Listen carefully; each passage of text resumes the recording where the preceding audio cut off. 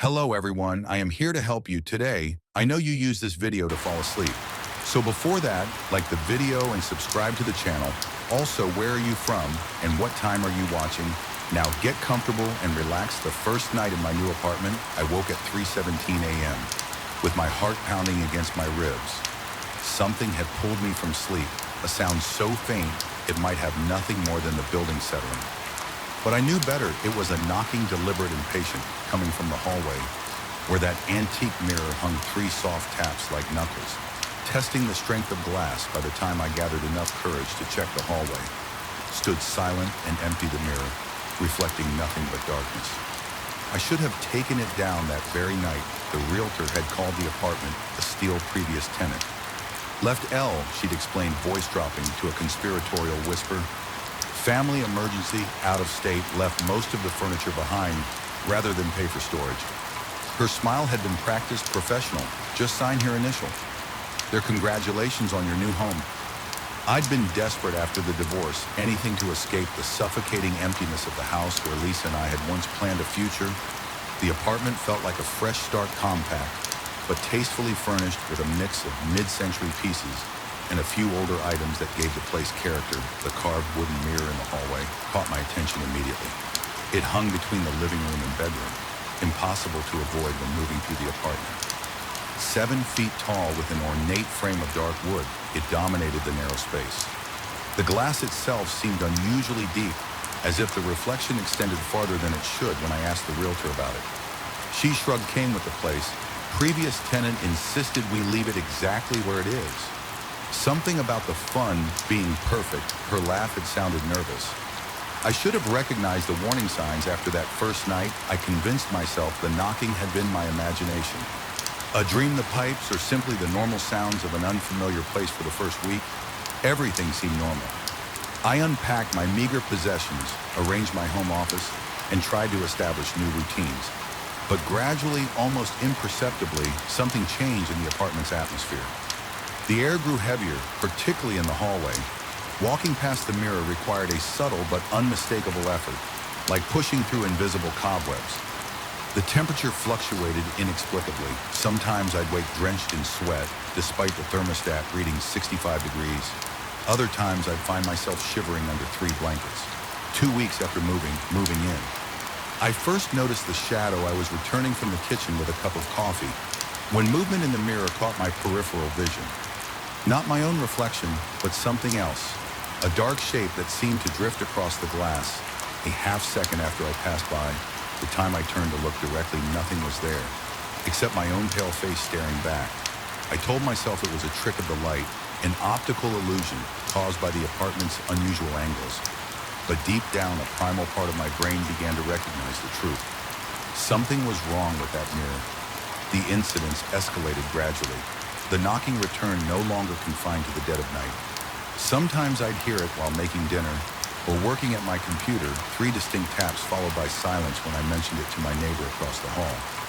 He looked puzzled, said he never heard anything like that. But this building was old, full of quirks. He asked how I was sleeping, if I was taking anything for anxiety. His concern made me doubt myself. Sleep became elusive. I'd lie awake listening for sounds from the hallway. My body tensed with anticipation. When exhaustion finally pulled me under, my dreams were filled with suffocating darkness and reflective surfaces that showed things that shouldn't be there. I began researching the building's history. The apartment complex had been converted from a hotel built in the 1920s. Nothing particularly sinister appeared in my searches. No mass murders or tragic suicides that might explain a haunting. I couldn't find information about previous tenants either. Nothing to indicate why someone would abandon their furniture and flee one night after 3 glasses of whiskey to quiet my nerves. I examined the mirror more closely. The frame was hand-carved, oak darkened, with age, featuring intricate patterns of intertwined vines, and what might have been faces peering out from between the leaves. The craftsmanship suggested European origin, perhaps late 19th century. The glass itself seemed unusually thick, with a slight greenish tint, visible at certain angles when I placed my hand against the surface. I expected coolness, but instead felt an unnatural warmth, as if the glass had been sitting in sunlight, despite the hallways. Perpetual dimness behind the frame, barely. Visible in the narrow gap between mirror and wall, I discovered a small engraving. The lettering was worn, but still legible. V quad, V non pest. My rudimentary Latin translated it roughly as, to see what cannot be seen. The phrase sent a surge of cold dread through my chest a month into my tenancy. I began avoiding the hallway whenever possible. I'd take circuitous routes through my own apartment, pressing against the opposite wall when forced to pass the mirror. I kept my eyes averted, focusing on the floor. The ceiling anywhere but the reflective surface still. I could feel something watching me from behind the glass, a presence that grew more palpable. With each passing day, my ex-wife called to check in, concerned by my increasingly infrequent and disjointed text messages. Her voice on the speakerphone sounded distant as she asked if I was taking care of myself. I assured her I was fine, just adjusting to the new place buried in work, when she suggested visiting panic seized my throat. The thought of Lisa in the apartment walking past that mirror exposed to whatever lurked behind. Behind it was unbearable. I fabricated excuses about travel plans and deadlines until she reluctantly accepted my rejection. The truth was, I couldn't bear the thought of anyone else witnessing what was happening. Either they would see nothing confirming my descent into madness, or worse, they would see what I saw validating my growing terror. The incident that pushed me past my breaking point occurred 43 days after moving in. I was returning from an outing dinner with colleagues that I'd forced myself to attend when I heard it. Not the familiar soft knocking, but a single violent thud against the mirror, like a body thrown against glass. The sound reverberated through the empty apartment, stopping me cold at the entrance. I stood frozen in the doorway, keys clutched in my trembling hand, sweat instantly beating on my forehead. Despite the autumn chill, the hallway light flickered erratically, casting wild shadows across the walls. My breath came in, shallow gasps, as I forced myself to approach the mirror. The glass appeared intact, no cracks or distortions visible on its surface. But as I stared at my reflection, something shifted in the depths behind my image. My reflection's expression remained neutral, while terror contorted my actual face. Then, with deliberate slowness, my reflection's lips curved into a smile. I wasn't making. I stumbled backward, my spine hitting the opposite wall with enough force to knock the air from my lungs as I slid to the floor legs, suddenly unable to support my weight. The lights in the hallway stabilized. The mirror showed only my horrified expression, matching my actual face once more. But the damage was done. I'd seen the separation, the proof that what lived in the glass wasn't merely a reflection I spent that night in my car, parked outside a 24-hour diner, too terrified to return to the apartment. When exhaustion finally overcame my fear around going, I made a decision I couldn't abandon the apartment like the previous tenant. My finances wouldn't allow it, but I couldn't live with that mirror any longer. The specialist I found online described herself as an object historian with expertise in problematic artifacts. Dr. Eleanor Weiss arrived the next afternoon, carrying a leather case filled with tools that looked more appropriate for an exorcism than an antique appraisal. A small woman in her 60s with silver hair and piercing eyes, she displayed none of the skepticism I'd come to expect when describing my experiences. She studied the mirror without touching it, circling it slowly while taking measurements and photographs. When I recounted the knocking the shadows and the reflections' independent movement, she nodded as if hearing a familiar story. According to Dr. Weiss, certain objects could become vessels for entities or energies under specific circumstances. The Latin inscription suggested this mirror had been created for scrying, a form of divination that opened doorways better left closed. Her explanation should have sounded ridiculous. The ravings of a charlatan instead, each word resonated with terrible truth, confirming what I already knew on a visceral level. Something had been invited into this mirror long ago, and now it was trying to come through. Dr. Weiss advised against removing or destroying the mirror. Such actions, she warned, might release whatever was contained within it. Instead, she performed what she called a binding ritual, placing small carved stones at each corner of the frame and applying a mixture of herbs and oils along its edges. She instructed me to maintain the binding by refreshing the oil weekly and never removing the stones before leaving. She fixed me with a solemn gaze. The entity was contained for now, she said, but bindings weakened over time. Her recommendation was clear. find another place to live as soon as possible. That night, the knocking returned with renewed vigor. No longer the subtle taps had grown accustomed to, but violent pounding that shook the walls. The binding stones Dr. Weiss had placed vibrated against the floor, and the scent of her oils filled the hallway with a cloying sweetness that couldn't mask the underlying smell of decay now emanating from the mirror. I retreated to the bedroom, wedging a chair against the door and wrapping myself in blankets despite the SW weltering heat that had overtaken the apartment. The pounding continued for hours, occasionally interrupted by what sounded like fingernails dragging across glass around 2 a.m. A new sound emerged, a low rhythmic humming that seemed to resonate directly inside my skull rather than through my ears when silence finally fell near dawn. I knew it wasn't surrender, but anticipation, whatever dwelt in the mirror, was gathering strength, preparing for something worse than noise and shadow play. Despite exhaustion clouding my thoughts, I formed a plan. I couldn't destroy the mirror, and I couldn't escape the apartment immediately, but perhaps I could counteract its influence if the mirror was a doorway. Maybe I could ensure it remained closed from my side. Over the next 3 days, I transformed the hallway, following both Dr. Weiss's instructions and remedies gathered from esoteric websites. I lined the walls with protective symbols drawn in charcoal and salt. I hung iron nails above and beside the mirror materials that supposedly repelled certain entities. I placed electric lights at both ends of the hallway, keeping the space illuminated day and night to eliminate shadows where something might hide the mirror. Fought-back bulbs burned out within hours of replacement salt lines scattered without explanation. The protective symbols I'd drawn would be smudged or altered when I returned after stepping away for even a moment. The binding oil Dr. Weiss had applied evaporated faster than should have been possible, requiring constant reapplication. Sleep became a distant memory.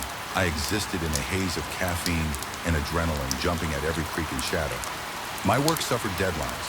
Past unmet friends stopped calling after repeated cancellations and incoherent excuses. The mirror consumed my entire existence. I began to question my sanity, wondering if stress and isolation had fractured my grip on reality. Yet each time doubt crept in, something would happen to validate my fears.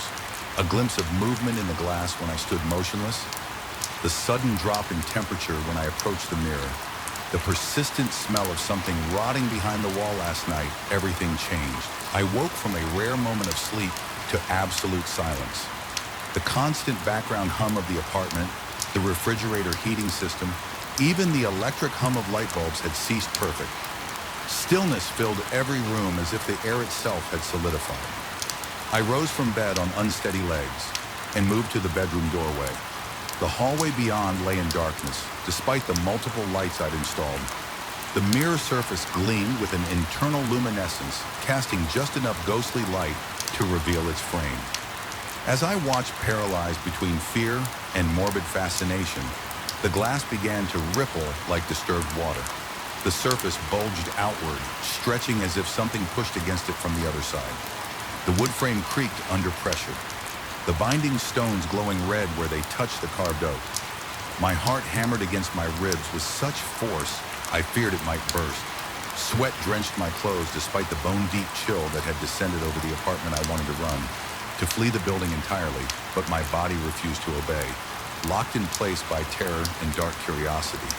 The glass continued to distend the surface, now protruding several inches from the frame, behind the warped reflection. I could make out a shape, not my own reflected image, but something else, a face pressed against the barrier, features distorted beyond recognition, fingers too long and too numerous splayed across the surface from within, pushing testing for weakness. Then with a sound like ice cracking on a frozen lake, the bulging glass began to recede, the pressure withdrawn. The binding stones dimmed and the mirror surface gradually returned to its normal flat state.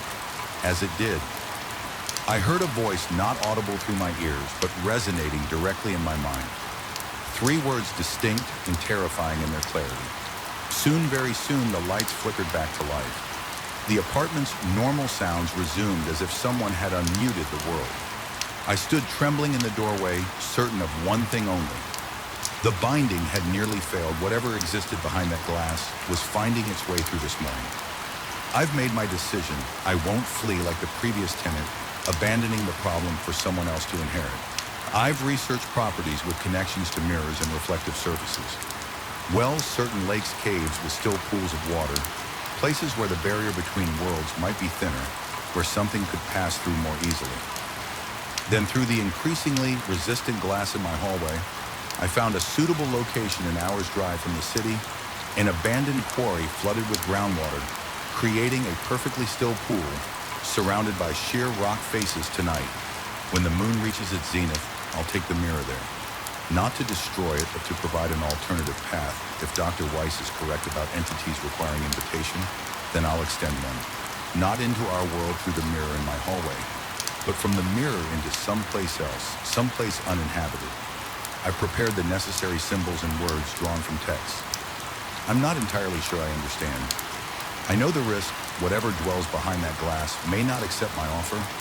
It may focus its rage on me when it realizes my intent, but I cannot continue living in fear, watching the binding weaken day by day, waiting for the glass to shatter and release whatever waits behind it. As I write these words, the knocking has begun again, no longer against the glass, but within the walls themselves, as if testing the boundaries of its prison. I feel its anticipation, its hunger tonight, one way or another. It ends either I succeed in redirecting this entity, or well, I've left this account in case I don't return. If you're reading this and you encounter an antique mirror with a carved oak frame in your new home, do what I should have done from the beginning. Run the first time I heard the scraping sound above my bedroom ceiling. I dismissed it as the house settling old structures make noise. That's what I told myself. But when the dragging continued slow and deliberate, as if someone were rearranging furniture in the small hours of the morning, I began to question my decision to rent this place. Some savings aren't worth the cost. I'd found the listing 2 months ago, a 2-bedroom house on the outskirts of Millfield priced suspiciously below market rate. The commute to my accounting job downtown would be longer, but I could finally start putting away money for a down payment on my own place. The landlord, Mr. Harv, was eager to rent it out, too eager. I now realize when I toured the property, I noticed a small hatch in the hallway ceiling.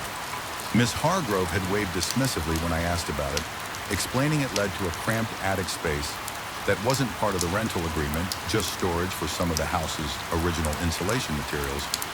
He said nothing worth seeing. The hatch had no pull-down ladder, and he claimed the only access was through the roof outside, a deliberate choice to prevent tenants from storing their belongings up there and potentially damaging the ceiling. The scratching and dragging sounds started during my 3rd week. I worked late most nights, often returning home after midnight.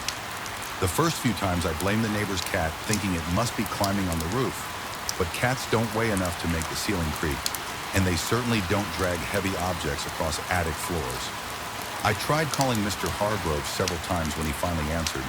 His voice sounded strained as he insisted there must be raccoons or squirrels that had found their way in through the eaves. He promised to send someone to check it out. But weeks passed with no sign of pest control. The sounds developed a pattern. They would begin shortly after I arrived home, usually starting with light footsteps, traversing the length of the attic, followed by that distinctive dragging noise. Sometimes it sounded like furniture being rearranged, other times, like something heavy being pulled across the floor. On nights when I worked even later than usual, the sounds would be waiting for me, as if whoever or whatever was up there had grown impatient. What disturbed me most was the realization that my presence triggered the activity. If I left the television on when I went to the bathroom, the sounds would stop until I returned to the room. It was as if whatever occupied the attic could sense when I was alone and unguarded. Sleep became elusive. I found myself lying awake, ears straining to track the movements above me. My work performance began to suffer. Dark circles formed under my eyes, and colleagues commented on my disheveled appearance. I brushed off their concerns with mumbled excuses about insomnia. After 6 weeks of this psychological torture, I decided to investigate. I requested a day off work, my first in months, and waited for a bright, sunny afternoon when the attic shadows would be minimized the night before I purchased a powerful flashlight, a hammer, and a small pry bar. If Mr. Hargrove wouldn't help me, I would help myself. The hallway hatch was sealed with paint around its edges, suggesting it hadn't been opened in years.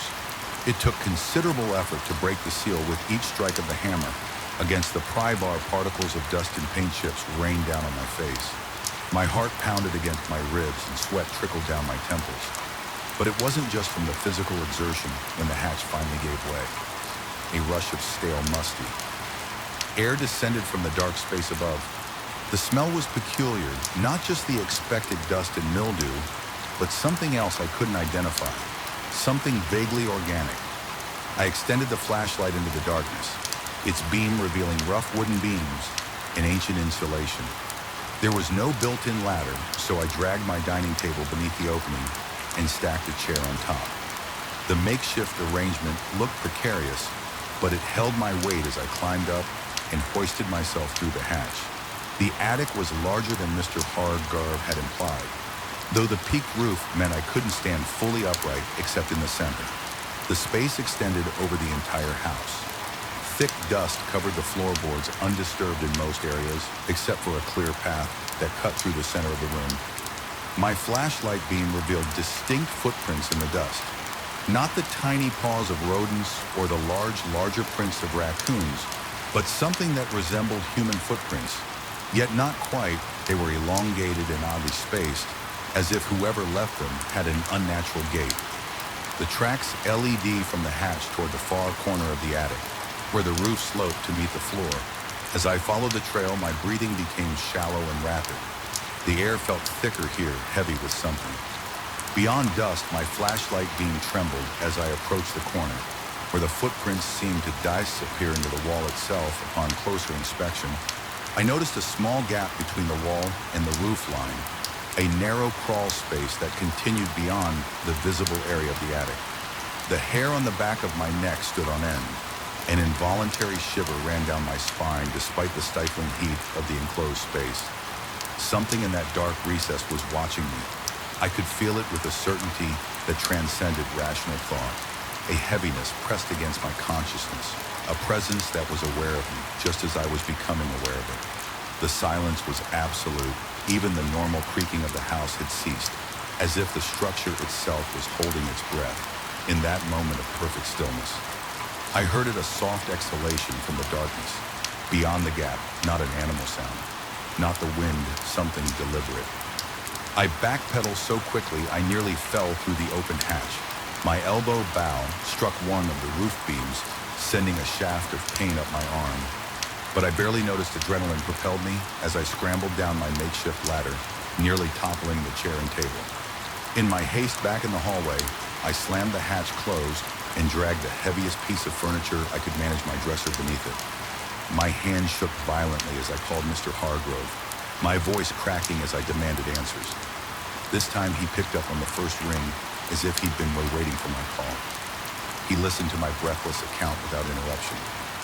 When I finished, the line went silent for so long I thought we'd been disconnected. Finally, he spoke in a measured tone. I hadn't heard from him before. He explained that the previous tenant had reported similar disturbances.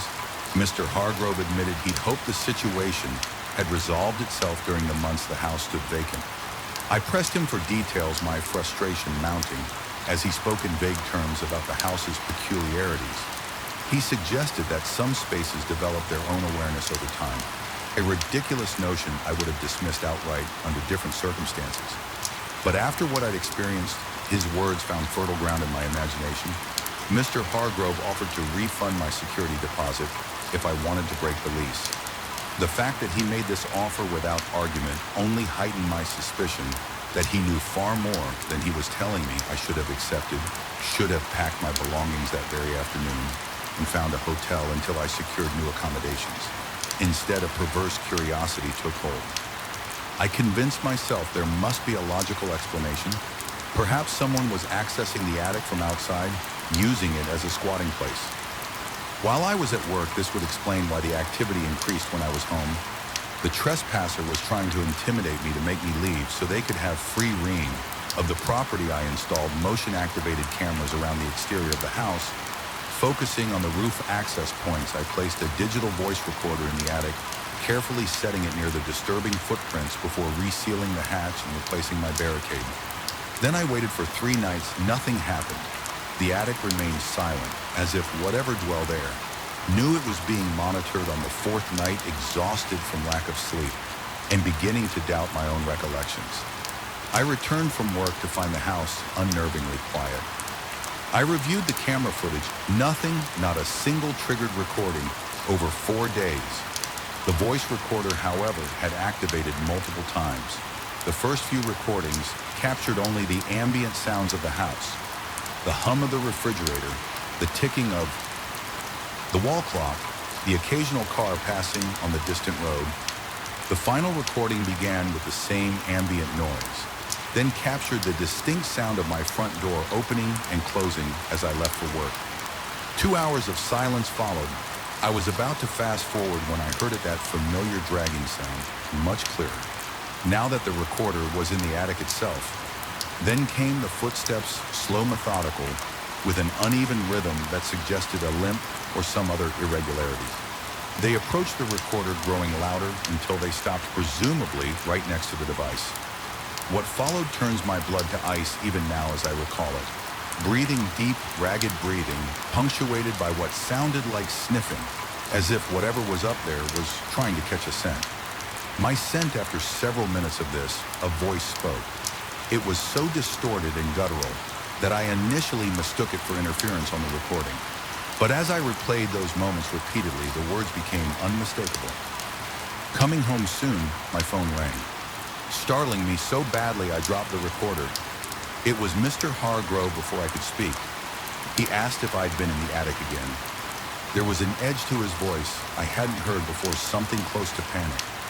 I admitted I had and told him about the recordings. His response was immediate and forceful. He told me to leave the house right away, to pack nothing. Just get in my car and drive to the address. He would text me. He said he would explain everything once I was safely away from the property. As I stood there, phone in hand, processing his urgent instructions, the power went out. The house plunged into darkness so complete I couldn't see my hand in front of my face. And in that perfect darkness, I heard the unmistakable sound of the attic hatch opening. The dresser I'd placed as a barricade scraped across the hallway floor, pushed aside by a force that shouldn't have been possible from above my muscles. Locked in terror as something heavy dropped down from the ceiling with a thud that vibrated through the floorboards in the darkness. I heard those uneven footsteps approaching, the same distinctive rhythm captured on the recording. My paralysis broke. I bolted for the front door, fumbling with the lock as those footsteps closed the distance behind me. The night air hit my face as I burst outside, not daring to look back as I sprinted to my car. The engine roared to life, headlights illuminating the empty porch as I reversed down the driveway. With reckless speed, I drove straight to the address. Mr. Hargrove sent a small motel on the highway heading out of town. He was waiting in the parking lot, looking older and more haggard than I remembered. He handed me a room key and said we would talk in the morning. I tried to demand answers immediately, but he silenced me with a raised hand. His expression grave as he pointed out that something dark was smeared across the back of my shirt. Something that looked disturbingly like soil mixed with black iron. I haven't returned to the house. Mr. Hargrove arranged for movers to collect my belongings, though several items were reported missing, including the recorder with its disturbing evidence. The police report I filed was met with skepticism, then closed due to insufficient evidence of criminal activity. I've since learned that the house has had 7 tenants in the past decade, none staying longer than 3 months. Local rumors suggest the land was once part of a larger property with a troubled history, though details are frustratingly scarce sometimes. In the darkest hours of night, I wake to the sound of uneven footsteps in the hallway outside my new apartment. I tell myself it's just a neighbor returning home late, but deep down I know better, because whatever was in that attic didn't just want the house to. Itself, it wanted company, and I have the unsettling feeling it's still looking for exactly that. The static from antique radios has always carried something more than mere interference in the gaps between frequencies. In the whispers behind white noise, something waits. I know this now. The knowledge sits like ice in my stomach, a frozen weight I carry everywhere. My 1950s Philco table radio sits facing the wall, draped with a heavy woolen blanket, unplugged, and yet sometimes I still hear it breathing. I still feel it watching. I know what lurks in those ancient circuits in that big light shell. the color of dried blood, and I know it knows me. My name is Daniel Reed, and I collect old electronics, not valuable stuff necessarily. Not museum pieces, just everyday objects from decades past, telephones with actual dials, cassette players, tube televisions. There's something about the weight of them, the solidity. Modern tech is all glass and air weightless and disposable. But these old machines, they were built to last. They have presence, they have soul. That's what I thought anyway, before I found the radio at a church roomage sale 3 months ago, tucked between a fondue and a stack of Reader's Digest condensed books. It was a 1952 Philco 53561, mahogany veneer over its rounded frame, brass dial cloth, speaker cover. The price tag read $155. I didn't even haggle. The elderly woman who took my money mentioned that it had belonged to her brother who had passed away recently. She seemed eager to be rid of it, almost relieved when I handed over the bills. I should have recognized the warning in her eyes. Eyes at home, I cleared a space on my bookshelf and plugged it in. The warm amber glow of the dial was hypnotic as I turned it, carefully searching for a signal. Nothing but static crackled through the speaker. I wasn't surprised. Analog AM. Signals are increasingly rare these days. I tried different positions, different times of day. Sometimes I caught snippets of talk. Radio farm reports, a preacher shouting about salvation. Nothing worth listening to. I decided the radio would be purely decorative. A conversation piece. That first night I woke at 3:17 a.m. The red numbers of my digital alarm clock burned in the darkness, and underneath them, a sound, a soft, persistent hiss.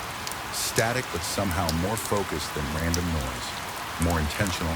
I sat up in bed trying to identify the source in my half-asleep state. The bookshelf, the radio, but I had turned it off. I stumbled across the room and felt for the knob. It was indeed in the off position, yet the static continued, a gentle susurr like distant ocean waves. I unplugged it. The sound continued. A chill prickled the back of my neck, but I dismissed it as the remnant charge in the capacitors. Something technical that would fade. I returned to bed, pulled the covers tight, and eventually fell back asleep with the soft static. As a strange lullaby, the next day I examined the radio more closely. The wiring seemed intact, no obvious shorts or issues. When I plugged it in and turned it on during daylight, it behaved normally, normal in its dysfunction. That is just the expected static and occasional distant station. I convinced myself that my midnight experience had been a dream, or at worst a half-awake hallucinate. That night, I awoke again 3:17 a.m. Exactly, the static was there, but altered within it, I could discern patterns, not words exactly, but the cadence of speech, the rise and fall of questions, the finality of statements like listening to conversation through a thick wall. I stared at the radio from my bed, its dial glowing more intensely than it should have given, that it was turned off, and unplugged my heart, that against my ribs as I approached it. The static modulated as I drew near, the pseudo-voices growing more distinct. One seemed to rise above the others, a slightly higher pitch. I leaned closer, straining to understand, and then buried in the white noise, but unmistakable, my name Daniel. My body reacted before my mind could process what was happening. I jerked back, knocking the radio to the floor. The static stopped immediately in the sudden silence. My ragged breathing sounded obscenely loud. I left the radio on the floor until morning, when daylight rendered the experience distant and almost comical. Audio parolia. I told myself the human brain's tendency to find patterns in random noise, like seeing faces in wood grain or clouds. I picked up the radio, no damage from the fall. I replaced it on the shelf, but left it unplugged for 3 nights. Nothing happened. I slept soundly, and the radio remained silent. I began to relax, then on the 4th night, 3:17 a.m., static louder than before. This time the voices were clearer, multiple speakers engaged in what sounded like an urgent discussion among the unintelligible murmurs. Occasional words emerged with crystal clarity soon, and waiting and ready.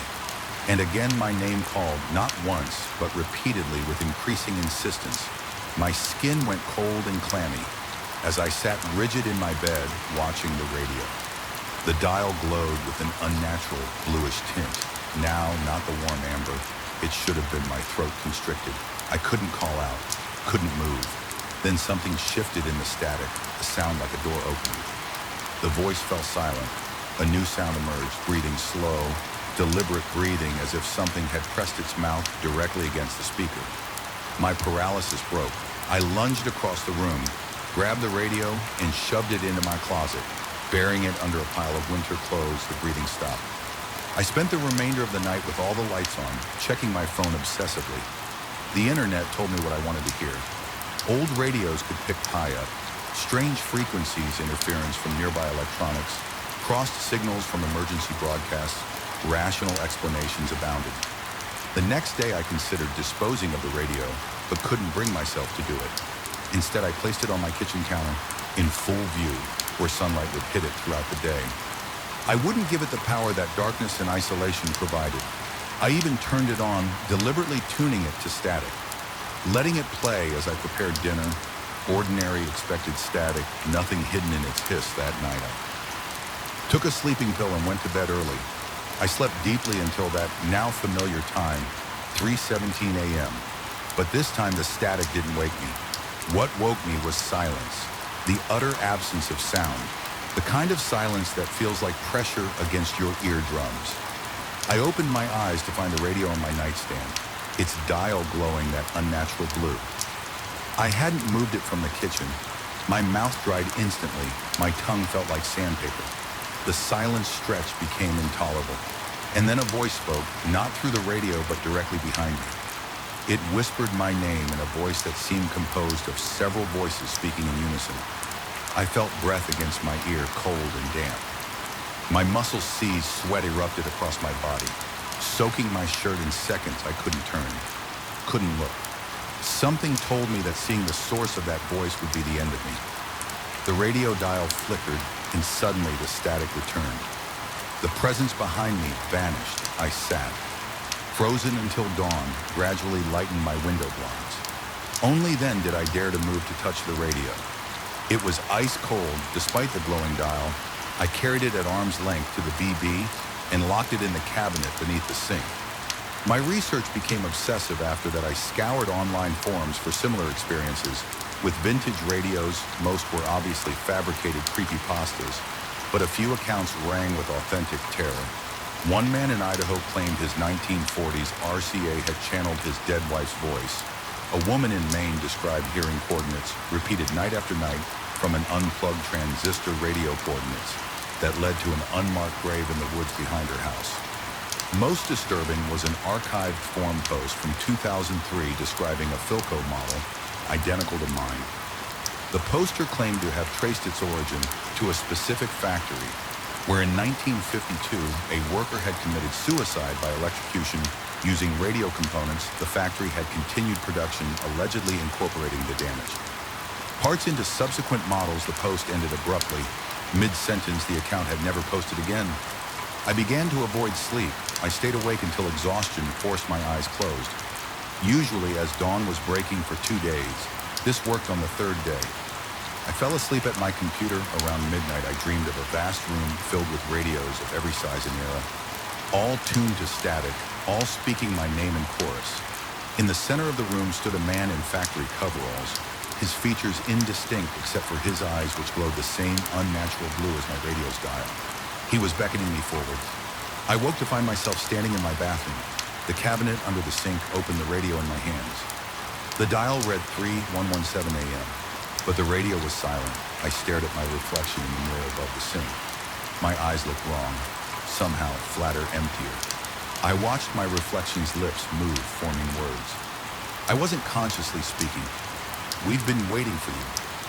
Daniel, my hand shook so violently that I dropped the radio into the sink. I scrambled backward until I hit the shower curtain, tangling myself in its plastic folds in the sink. The radio began to emit a high-pitched tone that made my teeth vibrate. I covered my ears, but the sound seemed to bypass them, entirely resonating directly in my skull. The mirror fogged over. Despite there being no hot water, running condensation formed intricate patterns across its surface. Not random droplets, but deliberate shapes. Words, a message forming, letter by letter. "Your turn soon." I fled the bathroom, slamming the door behind me.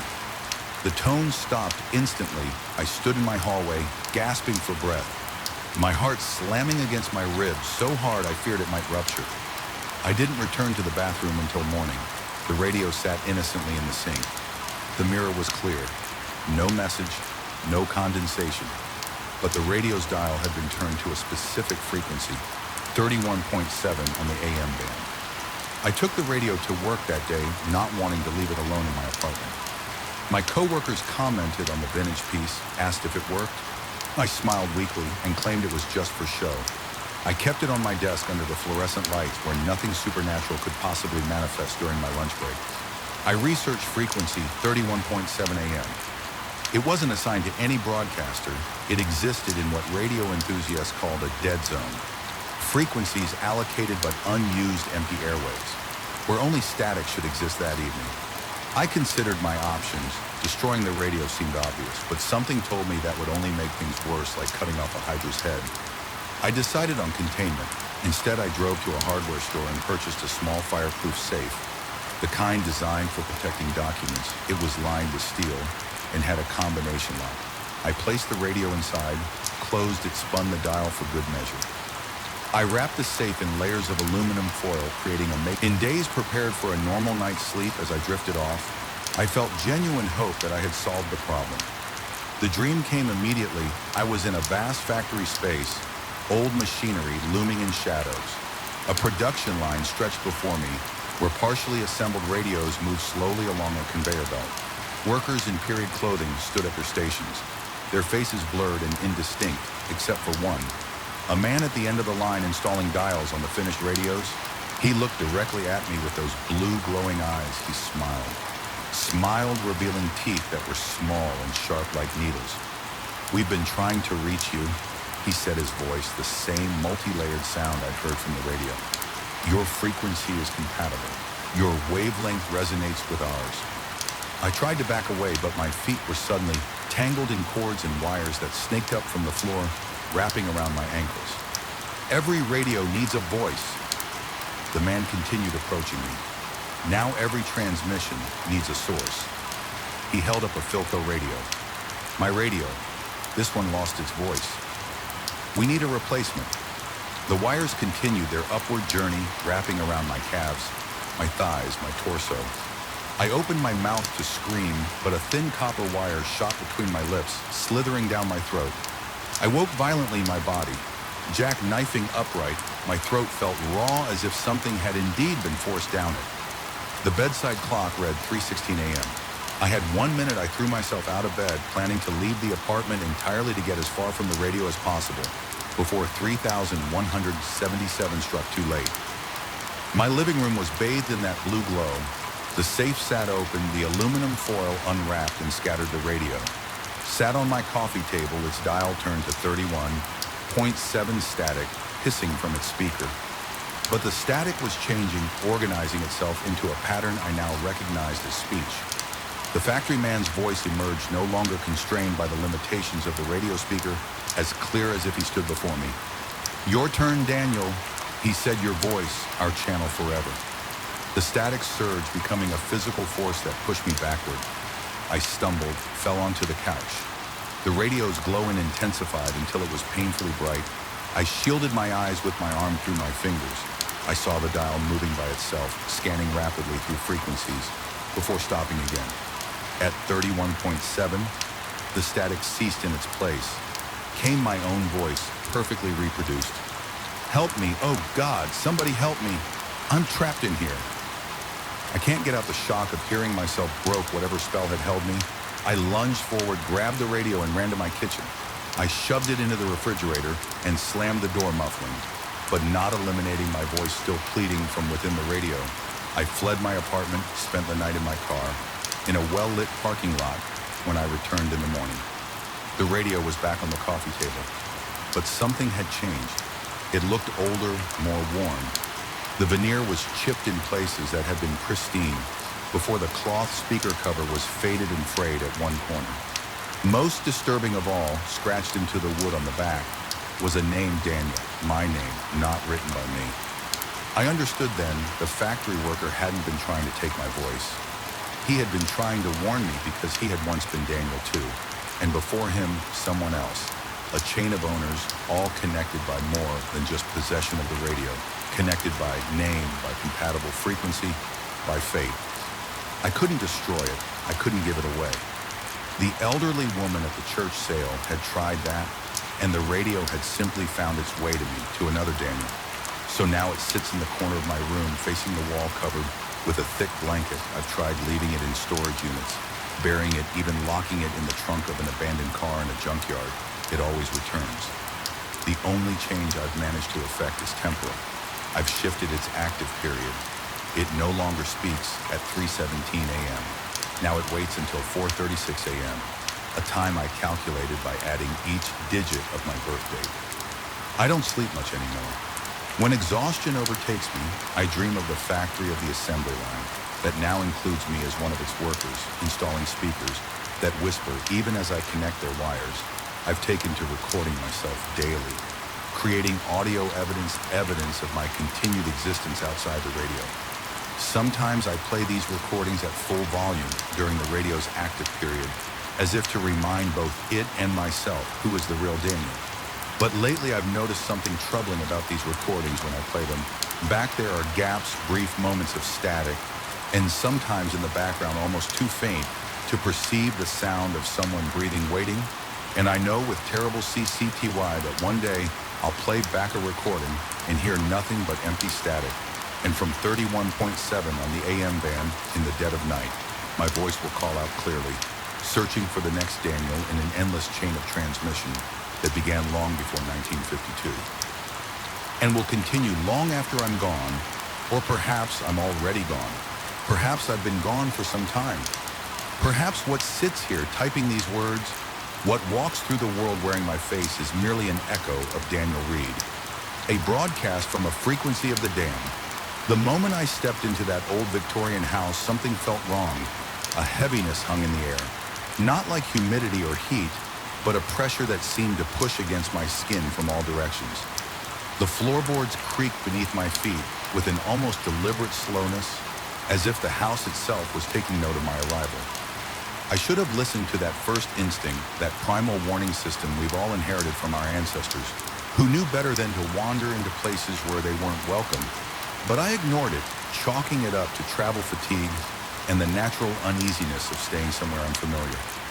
My college buddy Mark had invited me to spend the weekend at his family home, a sprawling two-story Victorian that had been in his family for generations. When he mentioned the house was historic, I pictured charming vintage fixtures and maybe some outdated wallpaper, not this looming structure with its maze of narrow hallways and rooms that seemed to swallow light. Mark had apologized for putting me in the downstairs guest room rather than upstairs near his bedroom, explaining something about renovations making the upper floor crowded with furniture from other rooms at the time. I shrugged it off now as I wheeled my suitcase across the threshold of the guest room. I found myself wishing I'd insisted on a hotel. The guest room itself wasn't terrible, just small and outdated faded floral wallpaper peeled at the corners, and the heavy oak furniture looked like it hadn't been moved in decades. A thin layer of dust coated the dresser. Despite Mark's assurances that he'd cleaned before my arrival, the bed at least seemed comfortable enough with fresh linens that smelled of laundry detergent rather than the musty odor that permeated the rest of the room we spent that evening, catching up over beers on the back porch, reminiscing about college days, and filling each other in on the 5 years since graduation. Mark had changed. There was a weariness to him. I hadn't noticed in our video calls when I asked about it. He brushed it off, saying the family business was just keeping him busy. I didn't push it by midnight. We both started yawning, and Mark showed me to the bathroom down the hall from my room. Before heading upstairs to his own bedroom after a quick shower, I settled into bed exhausted from the 6-hour drive. Sleep should have come easily, but something kept me hovering in that twilight state between wakefulness and dreaming. The house made sounds all houses do, especially old ones, but these noises seemed to follow patterns. Creaks that responded to other creaks' thumps that came in sequences of 3, and beneath it all, a constant barely. Their whisper like the static between radio stations around 1 a.m. The temperature dropped not gradually as you'd expect from a heating system cycling off, but suddenly as if someone had opened a freezer door inches from my face My breath clouded in front of me, and the sweat that had gathered at my hairline from the stuffy room turned icy against my skin. Goosebumps erupted across my arms and chest as I pulled the quilted comforter up to my chin. The cold seemed to have substance pressing against me through the blankets, seeking entrance like probing fingers. I told myself it was just poor insulation. These old houses were notorious for drafts. Maybe a window was cracked somewhere. The rational explanations comforted me, and I began to drift toward sleep again until the footsteps started. At first they were faint, the gentle pad of sock-covered feet on hardwood. They moved slowly down the upstairs hallway, directly above my room. Mark going to the bathroom, I thought. But then the footsteps reached the staircase and began descending each step, deliberate and unhurried. My entire body tensed. I strained my ears, tracking the progress of whoever or whatever was coming downstairs. The footsteps reached the bottom of the stairs and paused. I held my breath, heart thundering so loudly in my chest, I was certain it could be heard throughout the house. After a moment that stretched into eternity, the steps resumed, moving down the hallway toward my room. They weren't Mark's footsteps. These were heavier, more deliberate, with a slight drag to the left foot, just as they seemed to reach my door. They stopped in the silence that followed. I could hear my own pulse pounding in my ears. Then a soft click and light spilled beneath my door as the hallway lamp switched on another click, and darkness returned, on off, as if someone was testing the switch or signaling. My throat constricted with fear as I watched the thin strip of space beneath my door. Anticipating fingers or shadows to appear there, nothing did. Instead, the footsteps retreated, moving from door to door down the hallway. With each pause came the clicking of lights on, off, as if someone was checking each room. By the time the footsteps faded and the house fell silent again, my sheets were soaked with sweat despite the lingering cold. I lay awake until dawn, painted the room in shades of gray, afraid to close my eyes, afraid to move, afraid to do anything that might remind whatever prowled the hallways that I was there. When morning finally broke, exhaustion had left me hollow-eyed and jittery. I found Mark in the kitchen cheerfully making coffee, as if nothing had happened. The normality of the scene. Sunlight streaming through windows, the smell of coffee and toast made the night's events seem distant and dreamlike, carefully trying to sound casual. I asked if he'd been downstairs during the night. The question made him pause. Amid the coffee hovering above his mug, his expression flickered confusion. Then something I couldn't quite identify before he said he'd slept soundly upstairs all night and hadn't set foot on the ground floor until morning. He hadn't heard anything unusual either. When I described the footsteps and the lights, he frowned thoughtfully before suggesting old wiring might explain the lights. And the house settling could account for the sounds. His explanation was reasonable, but the look in his eyes didn't match his dismissive words. There was worry there, carefully masked but unmistakable. I spent the day distracted going through the motions as Mark showed me around town. We visited a local brewery, walked through the historic district, and had lunch at his favorite diner. But my mind kept returning to those footsteps, to the methodical checking of doors, to the bone-deep cold that had invaded my room. By the time we returned to the house that evening, dread had settled in my stomach like a lead weight. Mark must have noticed my unease. He suggested watching movies in the living room until late, subtly delaying bedtime, without acknowledging why I was grateful for it. But eventually fatigue won out, and we both retreated to our rooms around 1 a.m. I lay in bed, every muscle tense, listening for any sound out of place. The house seemed quieter than the previous night, almost deliberately, so as if it was holding its breath. I checked my phone. 1:47 a.m. Still early, the night stretched ahead of me, long and uncertain at precisely 2 a.m. The cold returned. This time I was prepared for it, having layered on a sweatshirt over my t-shirt before getting into bed. What I wasn't prepared for was how much more intense it would be. The previous night's chill had been uncomfortable. This was painful. The air burned my lungs with each breath. My fingers grew numb, despite being tucked under the blankets. Frost patterns began forming on the inside of the window, spreading like skeletal fingers across the glass. The footsteps, when they came, were different too, no longer cautious and exploring. They moved with purpose, down the stairs along the hallway, straight to my door. No checking other rooms, no flickering lights. Whatever had been searching last night had found what it was looking for. My door had no lock, just an old-fashioned brass knob. With a keyhole that hadn't seen a key in decades, I watched paralyzed with terror as the knob began to turn slowly, metal scraping against metal. In the silence, my breath caught my throat. The door, thank God, stuck slightly in its frame, a quirk of old houses where nothing quite fits anymore. And the knob turned back to its original position. A pause, then it began turning again, more forcefully. This time, adrenaline surged through me. Breaking my paralysis, I lunged from the bed and pressed my full weight against the door, trapping my foot against the base to block any attempt to push it open. The knob stopped, turning immediately for several heartbeats. Nothing happened. Then slowly the knob began turning in the opposite direction, as if whoever was on the other side was testing the mechanism. A sound escaped me, something between a gasp and a whimper, and instantly all movement ceased. The silence that followed was absolute, broken only by my ragged breathing. Gathering every ounce of courage, I yanked the door open, prepared to confront whoever, whatever was there. The hallway was empty, but the air in the hallway rippled like heat waves, rising from summer pavement, and the lights began to flicker. Not just one, but all of them, in perfect synchronization, on, off, faster and faster, until it became a strobe effect that sent shadows leaping and dancing along the walls. The shadows moved against the light, twisting into shapes that almost resembled a human figure, but elongated and distorted with limbs that bent at impossible angles. I slammed the door shut and wedged a chair under the knob, backing away until I hit the opposite wall. My heart hammered so violently, I feared it might crack my ribs. Sweat poured down my face despite the freezing temperature. The logical part of my brain scrambled for explanations, power surge, hallucination from sleep deprivation, overactive imagination, but none of them stuck. What I'd seen in those flickering lights defied rational explanation for hours. I sat on the bed back, pressed against the headboard, eyes fixed on the door. The lights in the hallway continued their frantic pattern, visible in the thin strip beneath the door. But no further attempts were made to enter my room.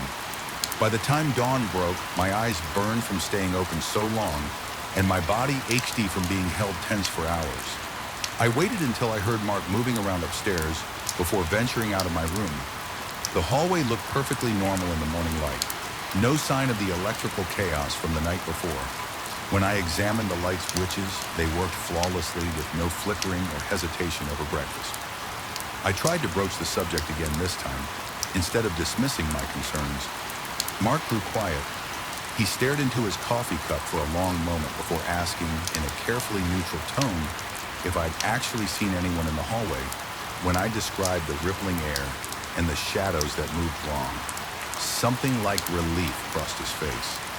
Finally, he admitted that strange things had been happening in the house since his grandmother died 6 months ago. Nothing dangerous, he hastened to add, just unsettling lights with minds of their own footsteps. When no one was there, cold spots that came and went. His father had the wiring, checked the heating system, inspected, even brought in a team to look for drafts or structural issues. They found nothing. What Mark said next chilled me more than any ghostly encounter his grandmother had been. The house's was caretaker for decades, maintaining certain old traditions. She claimed kept the family safe after her death. No one knew exactly what these traditions entailed or how to continue them. Mark's father dismissed it all as superstition, but Mark wasn't so sure the disturbances had started small, easily attributed to imagination or coincidence, but had grown increasingly difficult to ignore. The guest room where I was staying had been his grandmother's room. I packed my bags within the hour. Mark didn't try to convince me to stay, if anything. He seemed relieved I was leaving as I loaded my car. He stood awkwardly on the porch, hands shoved in his pockets before I left. He pressed something into my palm, a small weathered brass key that looked ancient.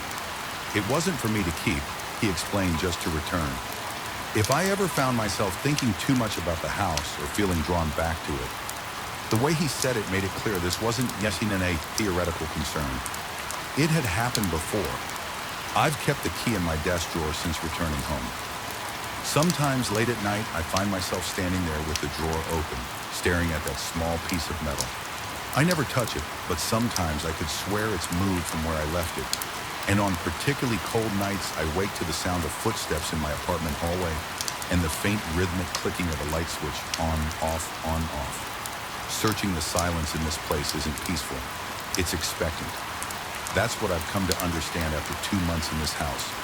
What I once mistook for tranquility was merely the world holding its breath, waiting for something I couldn't yet perceive now, as I lie awake at 2:57 a.m. Muscles tense beneath sweat-dampened sheets. I know exactly what it's waiting for. I moved to 117 Oakwood Lane, seeking an escape from city life.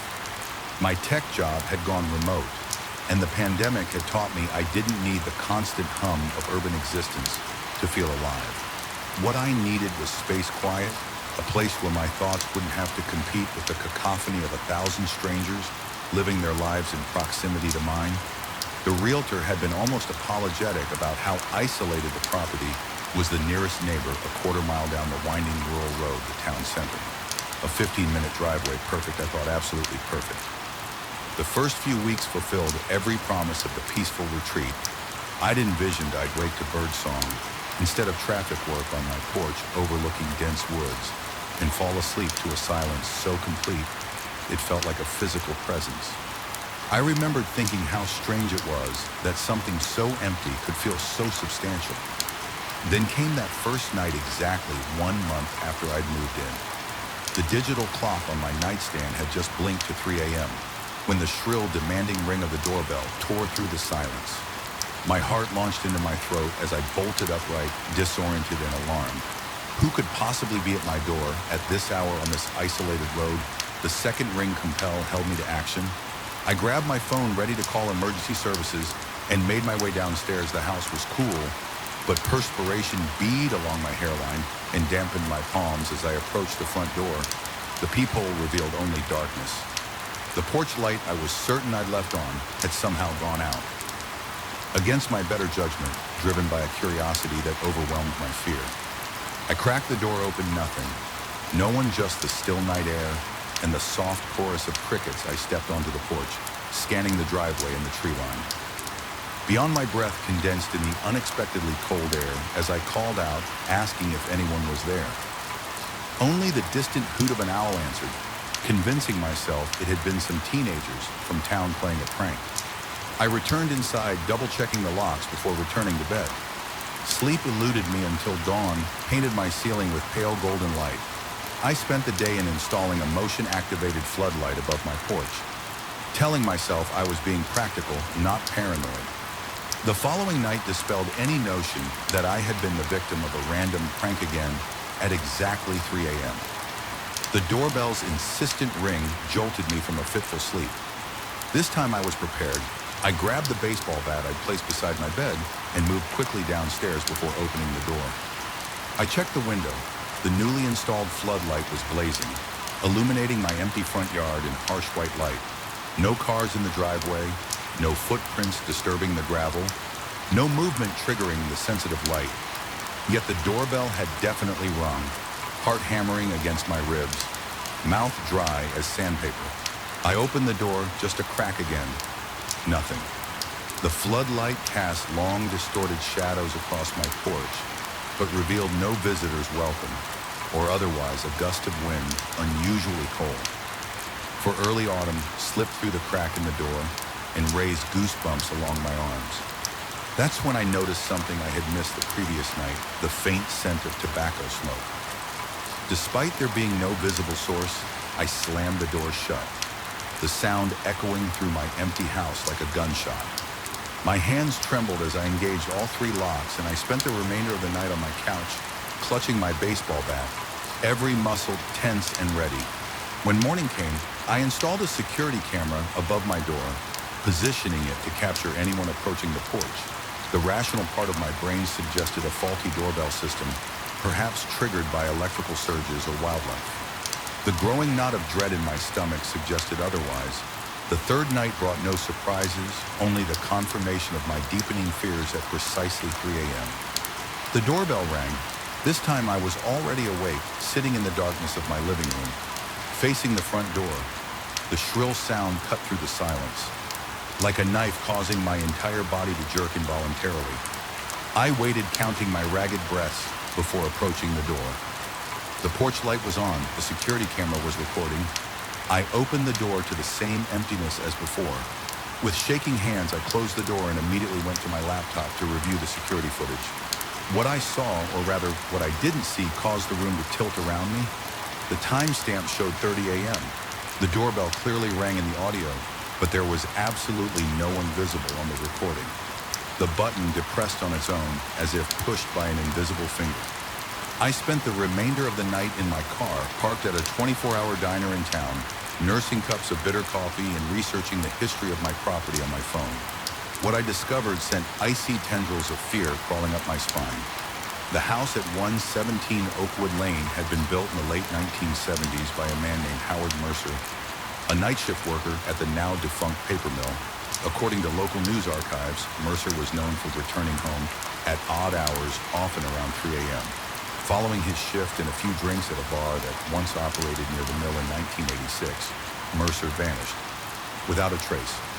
His car was found parked in his garage.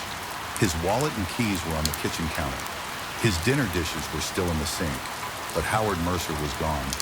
The case went cold after a few months of fruitless investigation. The house remained empty for nearly 2 years before being sold, and since then had changed hands numerous times, never housing a single owner for more than a few years.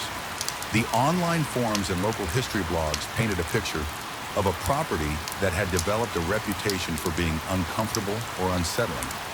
Former residents reported unusual cold spots, unexplained noises, and a persistent feeling of being watched. None, however, had mentioned a doorbell ringing at 3 a.m.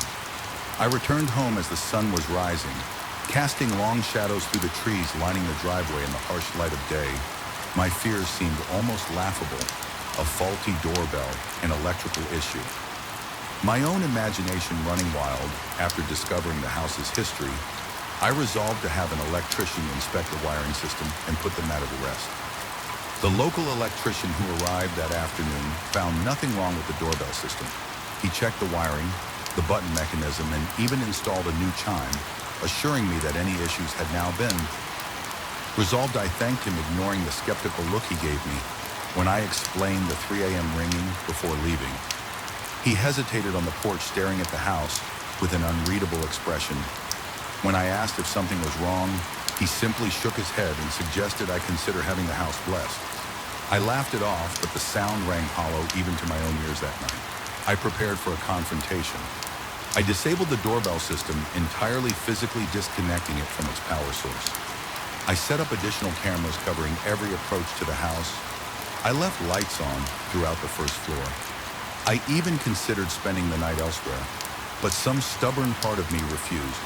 I used to be driven from my home by what was likely just an old house settling or an electrical quirk the technician had missed at 2:45 a.m. I positioned myself in the living room, lights off, with a clear view of the front door. My mouth was dry, my heart already racing in anticipation. The minutes ticked by with excruciating slowness, each second stretching like taffy in the darkness. 3 a.m. arrived without incident. No ring, no sound at all, except for my own ragged breathing and the soft ticking of the antique clock from the hallway. Relief washed over me, followed immediately by embarrassment at how worked up I'd become. I was just about to head upstairs when I heard it. Not the ring of the doorbell, but something far more unsettling. 3 distinct knocks on the front door.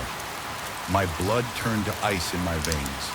I couldn't move, couldn't breathe as those 3 knocks echoed through the silent house.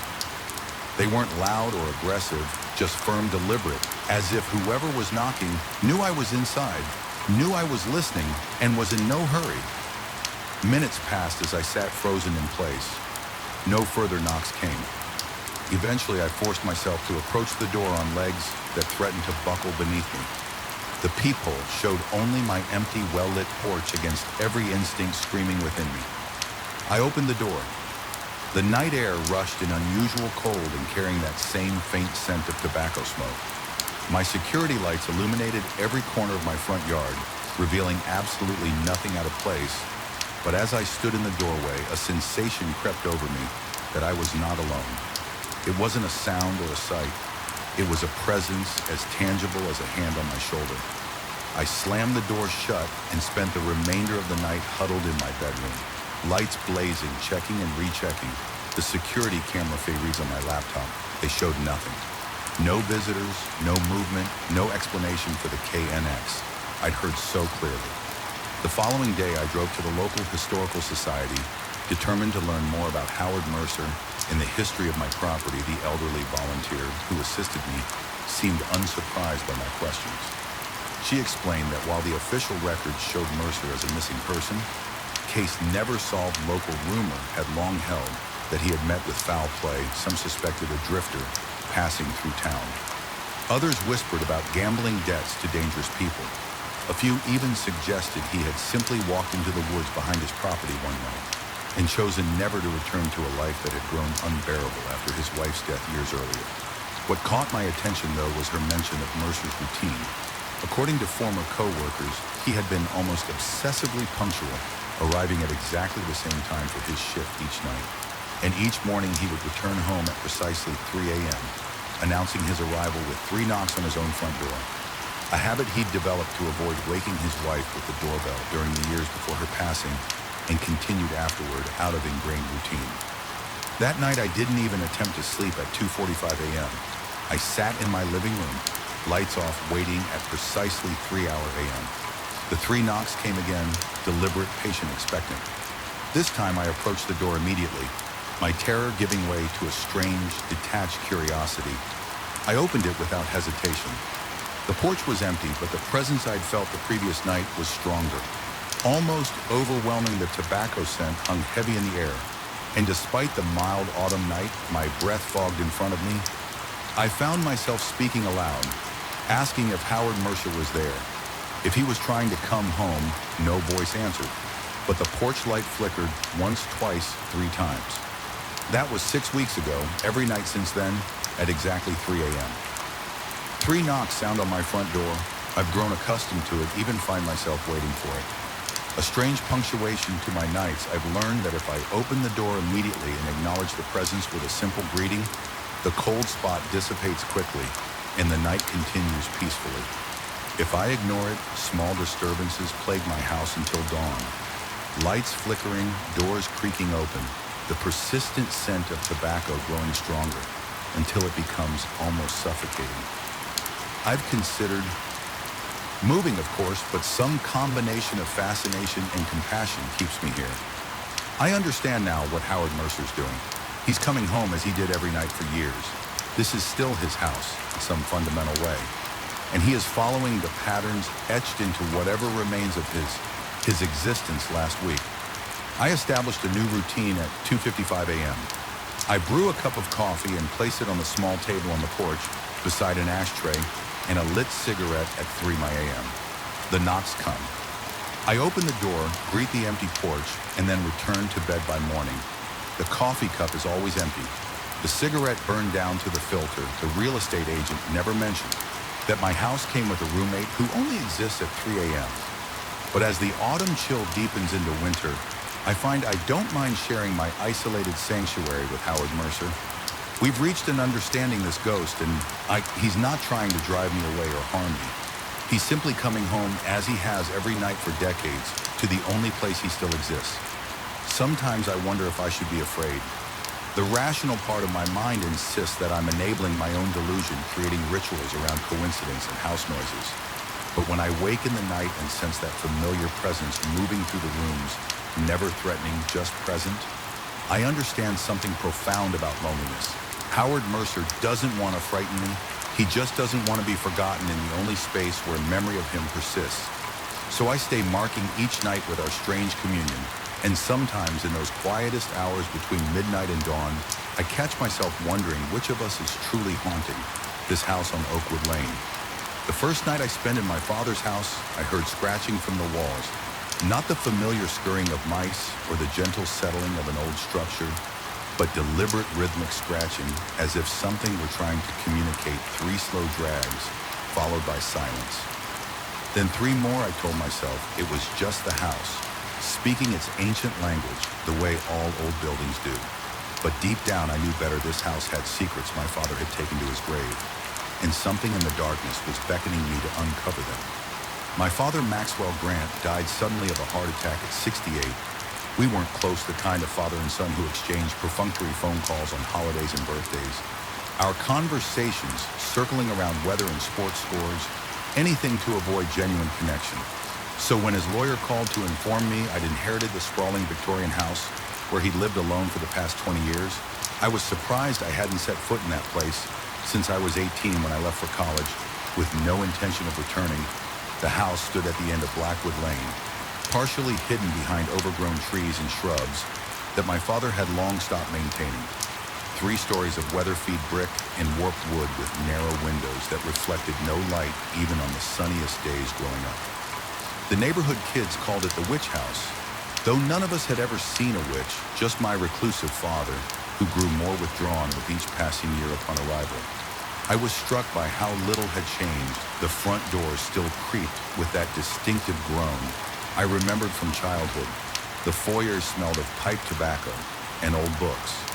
My father's scent, dust particles danced in the shafts of afternoon light. Piercing through the windows, time seemed to have abandoned this place, leaving it suspended in a permanent state of decay. I spent the first day exploring the first floor, the kitchen with its outdated appliances, the dining room where we'd eaten in silence, the study where my father would lock himself away for hours on the second day. I ventured to the second floor, methodically going through each bedroom, bathroom, and closet, sorting through my father's possessions. I found nothing remarkable, just the mundane artifacts of a solitary life. But my eyes kept drifting to the ceiling, to the small trap door that led to the attic. As a child, that attic had been strictly forbidden. That room isn't for playing, my father would say sharply whenever he caught me looking up at it. Some doors should remain closed, his tone. Brook no argument, and I learned to stop asking about it now, standing in the upstairs hallway, with the house legally. I felt a magnetic pull toward that forbidden space.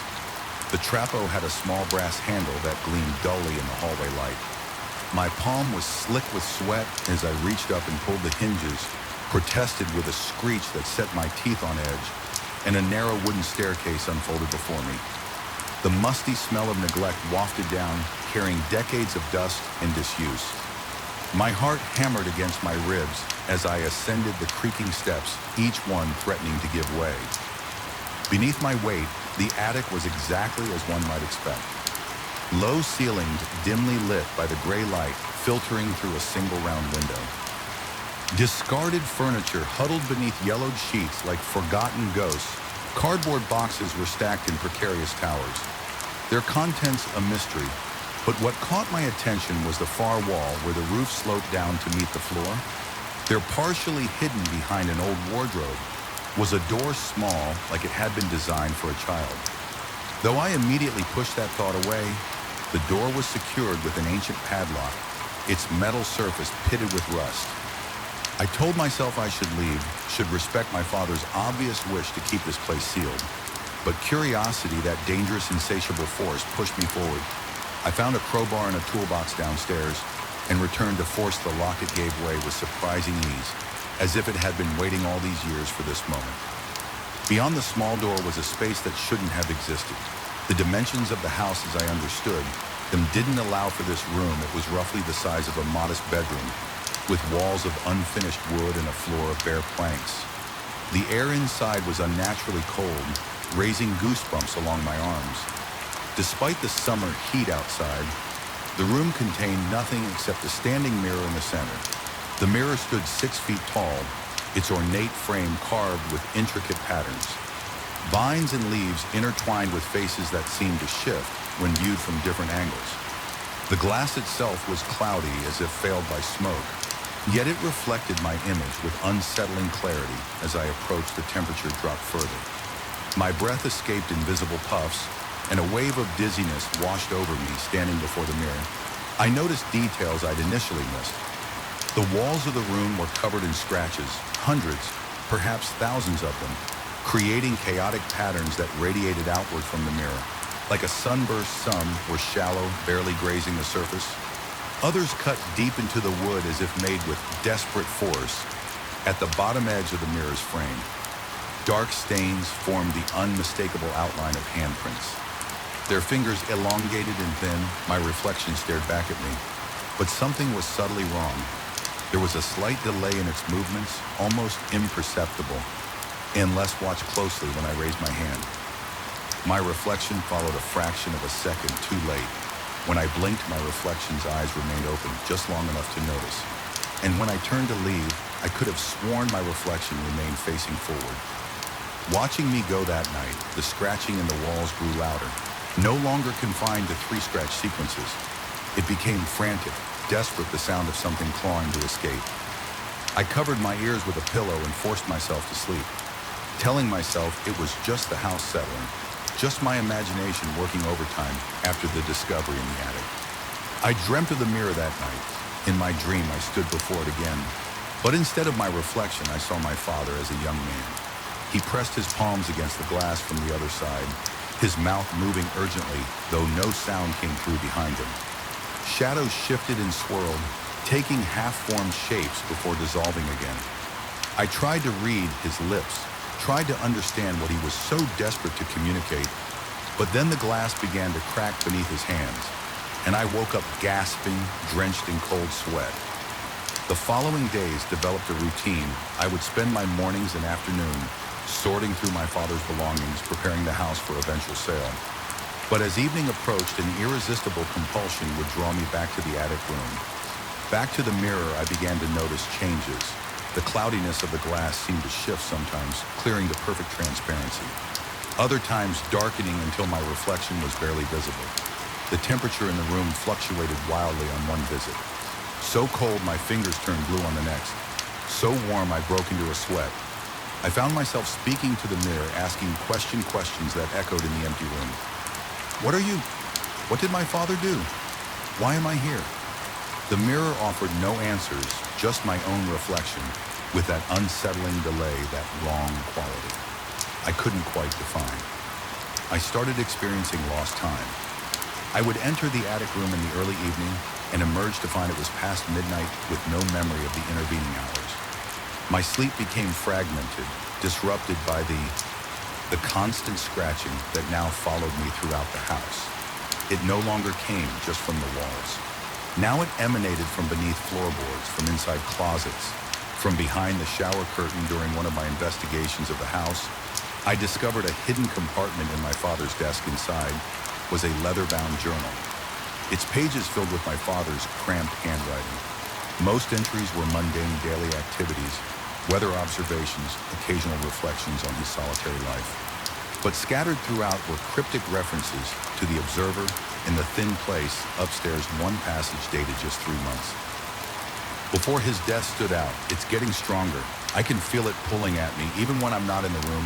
Sometimes I see it from the corner of my eye, not just in the mirror anymore, but in windows, in puddles after rain, in the screen of my television when it's turned off. It wears my face. But it's not me. It has never been me. Did I create it with my loneliness? Or was it always there, waiting for someone isolated enough to notice it? I should destroy the mirror. I know I should. But I fear what might happen if I do. If the barrier is broken, what might come through my father? I realized had been fighting something for years. Something connected to that mirror. The thought should have sent me running from the house, should have had me calling realtors and movers, and putting as much distance as possible between myself and this place. Instead, it deepened my obsession. I began spending all my time in the attic room, sitting cross-legged before the mirror, studying every detail of its frame, every nuance of my delayed reflection. I stopped bothering with the pretense of sorting through my father's belongings. I barely ate, barely slept. The scratching became constant, a backdrop to my waking hours, but I no longer found it disturbing. It had become familiar, almost comforting.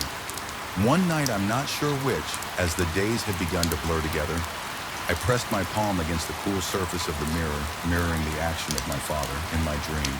The glass felt strange beneath my touch, not solid as expected, but yielding slightly like the surface of water, resistant to being breached. My reflection did the same, pressing its palm against mine, but its eyes held an eagerness that didn't match my wary curiosity. The scratching stopped abruptly. The silence that followed was so profound, my ears rang with it. And then slowly, deliberately, my reflection smiled. Though I could feel my own face, frozen in shock, he kept me here. My reflection set its lips moving in perfect sync with words I wasn't speaking. Your father, he trapped me on this side while he lived free on yours. My throat constricted, I tried to pull my hand away from the glass, but found it stuck fast. As if glued in place, the cold from the mirror crept up my arm, numbing it inch by inch. We could trade places. My reflection suggested its voice of perfect imitation of mine, yet somehow hollow, like it was speaking from the bottom of a well. Just for a little while. Don't you want to know what it's like on this side? Don't you want to understand what he was hiding from you all these years? The offer was tempting in a way I couldn't articulate, despite every instinct screaming to flee part of me, yearned to step through to experience whatever reality existed behind the glass. My father had kept this from me, this extraordinary secret, and the childhood resentment of being excluded bubbled up fresh and potent. It's so easy. My reflection continued, its free hand rising to the surface of the mirror from its side just one step through. I'll show you everything. He never wanted you to see. The glass beneath my palm softened further, becoming almost liquid. My hand began to sink into it, the cold sensation traveling up my wrist, my forearm. My reflection's eager smile widened as our fingertips began to pass each other. As we began to exchange places in that moment, I noticed something at the edges of my vision. The scratches on the walls surrounding the mirror from this close vantage point, I could see they weren't random. After all, they formed words repeated over and over in my father's handwriting. Don't trust what you see. With a surge of terror, fueled strength. I wrenched my hand back from the mirror's surface. The vacuum-like suction fought my retreat. But I persisted, throwing my weight backward. My palm came free with a sound like ripping fabric, and I tumbled to the floor, cradling my arm, which burned with cold. So intense it felt like fire. My reflection remained standing, its expression shifting from eager anticipation to cold fury.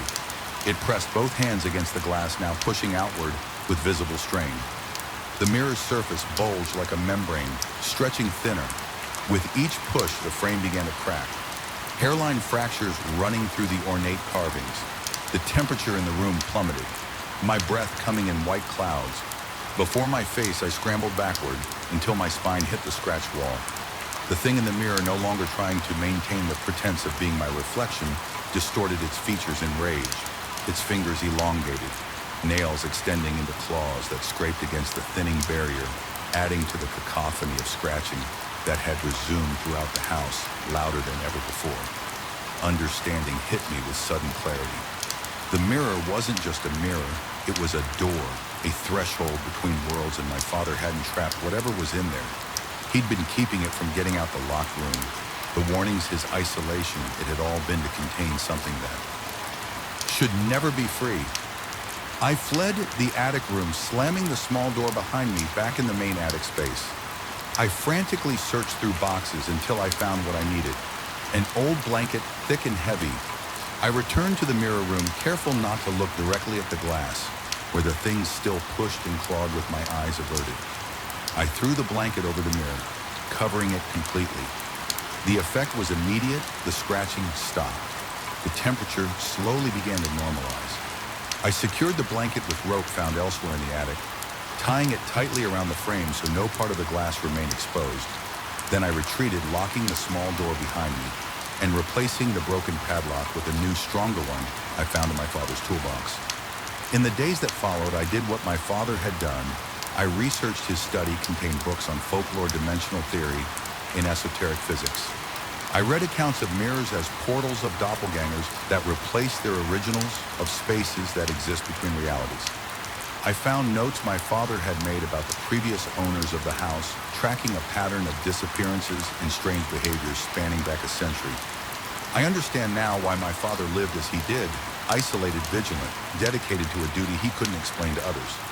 I understand why he left the house to me, his only son, not as a gift, but as an inheritance of responsibility. I won't sell the house, I can't. Instead, I've moved in, permanently establishing my office in the room directly beneath the attic. Sometimes, late at night, I still hear faint scratching from above, muted but persistent. A reminder that some barriers require constant maintenance that some doors must remain not just closed but guarded. The scratching doesn't frighten me anymore. What terrifies me is the occasional glimpse I catch in ordinary reflective surfaces. Windows spoons the screen of my phone when it's turned off, just for a split second. My reflection smiles before I do, blinks after I do, watches me with patient, hungry eyes, and sometimes in dreams, I see my father on the other side of ordinary mirrors. He no longer tries to speak, no longer presses against the glass. He simply watches me with sad, knowing eyes, warning me, reminding me some doors should remain closed the moment I step into the Blackwood building. Something feels wrong. The air hangs differently tonight, heavier like it's pressing against my skin, with deliberate intent. I've worked security here for 3 years, but the building has stood since 1942, its history etched into every creak of the hardwood floors and embedded in the worn brass fixtures tonight. That history seems to breathe alongside me. My flashlight beam cuts through the darkness of the lobby, catching dust particles that dance unnaturally in the air. They seem to scatter away from the light rather than float through it. I shake my head 4 hours into a 12-hour shift, and fatigue is already playing tricks on my mind. The building houses dozens of offices spread across 6 floors, most occupied by law firms and financial advisors, who leave behind nothing but expensive furniture and the lingering scent of cologne. My job is simple: make hourly rounds, check that doors remain locked, and ensure nothing disturbs the building. Slumber until morning. I begin my 2 a.m. round on the 6th floor, working my way down. My footsteps echo through empty hallways lined with dark mahogany west coating and doors bearing gold lettering of company names. The overhead lights remain dimmed overnight, a cost-saving measure that transforms familiar corridors into tunnels of shadow. I check each door, marking them off on my clipboard. The routine is mechanical grip handle, twist confirm, lock move on until I reach room 505. Something stops me. The air feels different here, cold or charged with an expectancy I can't explain. I press my ear to the heavy wooden door and listen. Nothing. I'm about to move on when I hear it. My name whispered from inside the room. Mark is so faint I almost doubt I heard it at all. A chill races down my spine, prickling the hairs on my neck. I check the door locked as it should be. I verify my clipboard, RDRB. Accounting vacated at 7:35 p.m. I fumble for my master key, hands suddenly clumsy. The lock clicks, but the door won't budge, locked from the inside. Impossible. I note the anomaly and continue my rounds, attempting to dismiss the incident as imagination. Yet my heart pounds in my chest, each beat an argument against rationality. 20 minutes later, I finish the 5th floor and move to the 4th, but thought of room 505 pulls at me, an insistent itch demanding to be scratched. I decide to check it again before descending further. The corridor seems longer on my return. The emergency exit sign at the far end pulses with an uneven rhythm C, casting intermittent red shadows across the walls as I approach room 505. My flashlight beam catches the door. Now standing ajar by several inches, my throat constricts. I know with absolute certainty I'd verified it was locked inaccessible, even with my key. I radio the front desk asking if any other staff entered the building. The night receptionist's groggy voice confirms I'm the only one on the premises. Besides him downstairs, I push the door open with my foot service pistol drawn. For the first time in my career, the beam of light jumps across the room. Empty desks, filing cabinets, office chairs. Nothing unusual except for a single wooden chair positioned in the center of the room facing the door. Facing me as if someone had been sitting there waiting. The room temperature drops. 15 degrees compared to the hallway. My exhaled breath forms clouds in the air. I holster my weapon and step inside, checking behind desks and opening the small closet. Nothing, but as I turn to leave, I notice the chair has rotated slightly now, angled toward the door as if tracking my movement. I back out, close the door firmly, and continue my rounds. My rational mind presents explanations. Air currents, an uneven floor, my own disturbance of the room. Stillness, yet none convinced the primitive part of my brain, screaming that something is wrong. The following nights bring escalating disturbances. On Tuesday, I find 3 doors unlocked that I personally secured hours earlier. Wednesday, the elevator activates itself, traveling between floors with no passengers inside. Thursday, I discover every computer in the third-floor law office glowing with active screens. Though the power should be disabled after hours, I request the building's maintenance history and employee records, searching for patterns or explanations. The night janitor, Eduardo, has worked here for 20 years when I casually mention the disturbances. His weathered face pales. He claims to clean only during daylight hours, refusing to elaborate when I press for reasons. Friday night arrives with a thunderstorm that batters the building's windows like impatient fists. I begin my rounds at midnight earlier than usual, hoping to catch whatever or whoever is responsible. The rain muffles external sounds, leaving only the building's own voice. The settling of old wood, the gurgle of pipes, the hum of emergency lights as my soundtrack as I pass the fourth-floor water cooler. I notice my reflection in the darkened window beside it, except it's not quite right. My movements lag by half a second as if my reflection is deciding whether to follow me. I freeze and it freezes. I raise my hand and it raises its hand, but only after a noticeable delay. I lean closer to the glass, studying the anomaly when my reflection smiles. Though my own face remains locked in concentration, I stumble backward, blinking hard when I look again. The window shows only a normal reflection, but now I feel watched from every angle, from behind closed doors, from air vents, from the very walls themselves. The sensation of eyes crawling across my skin becomes so intense, I have to resist the urge to tear at my uniform. I continue my patrol with sweat beading my forehead. Despite the building's chill, every shadow seems to stretch toward me. Every reflective surface promises movement just beyond my direct gaze. The building has developed a pulse, its ancient infrastructure now pumping something other than electricity and water through its veins at 2:13 a.m. The power fails emergency lights kick on, bathing the corridors in a dim amber glow. I call the electric company from my cell phone, learning that despite the storm, no outages have been reported in the area. The building systems have decided to go dark on their own. I make my way to the basement to check the circuit breakers. Each step down the narrow stairwell feels like a descent into something waiting. The basement houses maintenance room, storage, and the building's ancient boiler, a mammoth iron contraption that has heated the structure since its construction. The breaker room door stands open, though it should be locked inside. In the beam of my flashlight, I find every switch flipped to the off position. No malfunction, someone or something intentionally killed the power. As I reset them one by one, I hear movement behind me, a shuffling step, the brush of fabric against concrete. I whirl around, light cutting through darkness, heart hammering against my ribs. Nothing, just the boiler room door across the hall, now standing open when I'm certain it was closed. Steam billows from inside incongruous.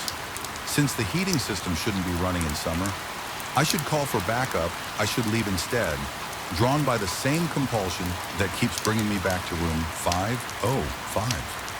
I approach the boiler room. The door frame radiates heat inside the massive boiler, roars at full capacity, its pressure gauge edging toward the red. The room swelters at over 100 degrees. Pipes, CL blanking and hissing, written in the condensation on the boiler's curved metal surface. Is a name Marcus, my name in handwriting I recognize as my own, though I have no memory of writing it. I back away, fumbling for the door when the boiler's rumble changes, pitch transforming into something like a voice. It speaks words I can't quite comprehend, but their meaning seeps into me. Nonetheless, a warning or an invitation. I can't tell which the next week blurs into a nightmare of escalating incidents. I find my patrol log book filled with entries in my handwriting that I never made. The word beneath appears scrolled on my clipboard, my office computer, my car's fogged window. The security cameras show nothing unusual except for unexplained gaps in footage precisely during my rounds. Sleep becomes impossible even at home miles from the Blackwood building. I wake to sounds of creaking wood and whispers just beyond comprehension. My apartment takes on aspects of the building. Shadows deepen, lights flicker. My bathroom mirror shows that same delayed reflection. I request personnel files from management, learning that 3 previous night guards left within their first month, the longest serving guard before me. Thomas Miller quit abruptly after 5 years, leaving behind only a resignation letter with a single line. It knows too much now by my fourth week of disturbances. I've lost 15 pounds. Dark circles frame my eyes. The building's activities have grown bolder, furniture rearranged into perfect circles overnight. Every computer mouse in an office positioned to point at the door. The elevator repeatedly stopping at the second floor. Despite no one pressing its buttons, I become obsessed with room 5. O5 returning multiple times each night, sometimes locked, sometimes open, always empty, yet feeling occupied. The wooden chair appears in different positions each visit. Once I find it upended its legs, pointing accusingly at the ceiling like a dead insect. I leave a voice recorder running in the room one night when I retrieve it. The batteries are drained and it contains 3 hours of silence broken only by a single clear sentence in what sounds like my own voice. You need to see what's underneath the building's blueprints reveal nothing unusual about room 5, O5, or any other space. But Eduardo, who I finally convinced to talk, mentions renovations in the 1970s that enclosed an original staircase leading to a sub-basement, not shown on current plans. I find the hidden door behind a storage shelf in the main basement. It opens to reveal narrow stone steps descending into darkness. The air rising from below carries the metallic scent of old wiring and something organic like soil and stagnant water. The stairs end at a flooded chamber. Black water covering the floor to ankle depth. My flashlight reveals walls covered in handwritten logs. Dates, names, observations spanning decades among them. I find entries by Thomas Miller, my predecessor, describing the same phenomena I have experienced. His final entry, dated the day before.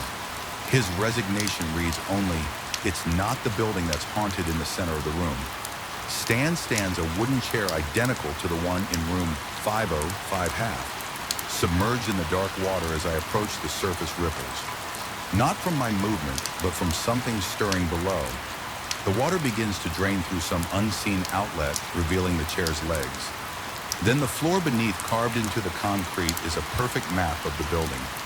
Each room meticulously labeled small X marks indicate specific locations the elevator. The boiler room 505 and others, where I've experienced phenomena. I kneel to examine the map, my fingers tracing the outline of the building. The water continues to recede, revealing words carved around the perimeter. The building is not haunted, the guard is haunted.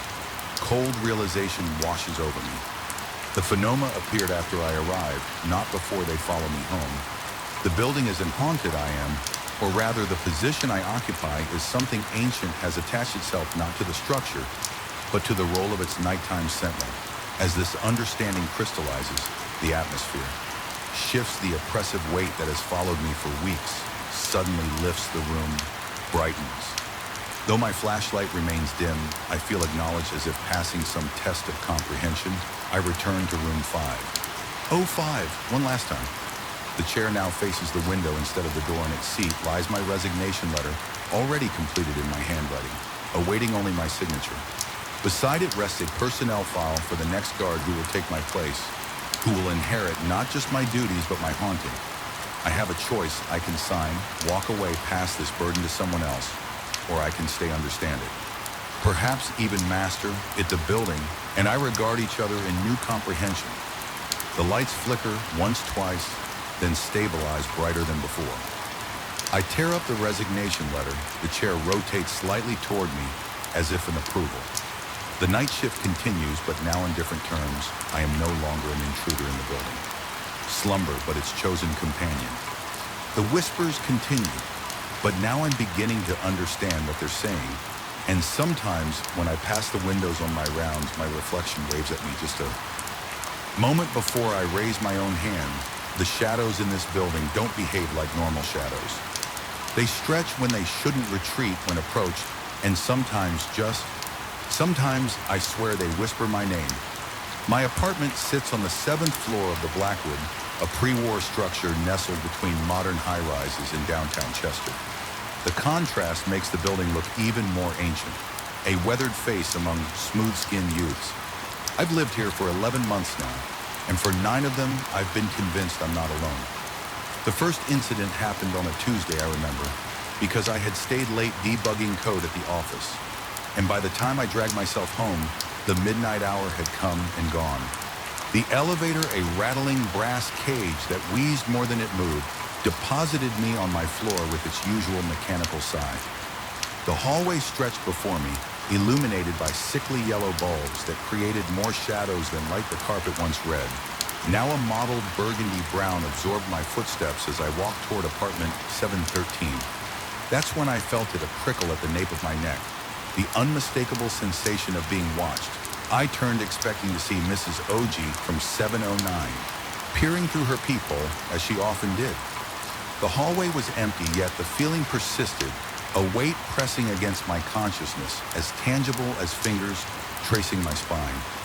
I dismissed it as fatigue, a byproduct of 70-hour work weeks and too much caffeine. But over the following weeks, the sensation intensified each night. The hallway seemed to stretch a little longer, the shadows growing a little darker, the silence a little more expectant. I began to dread coming home 1 month after that first night. I heard my name, Daniel. The word floated down the corridor barely above a whisper, originating from somewhere near the abandoned wing, a section of the building damaged by water years ago and awaiting repairs that never came. I froze key, suspended before my lock heart, suddenly hammering against my ribs. "Hello," I called, immediately regretting it. My voice sounded thin, vulnerable.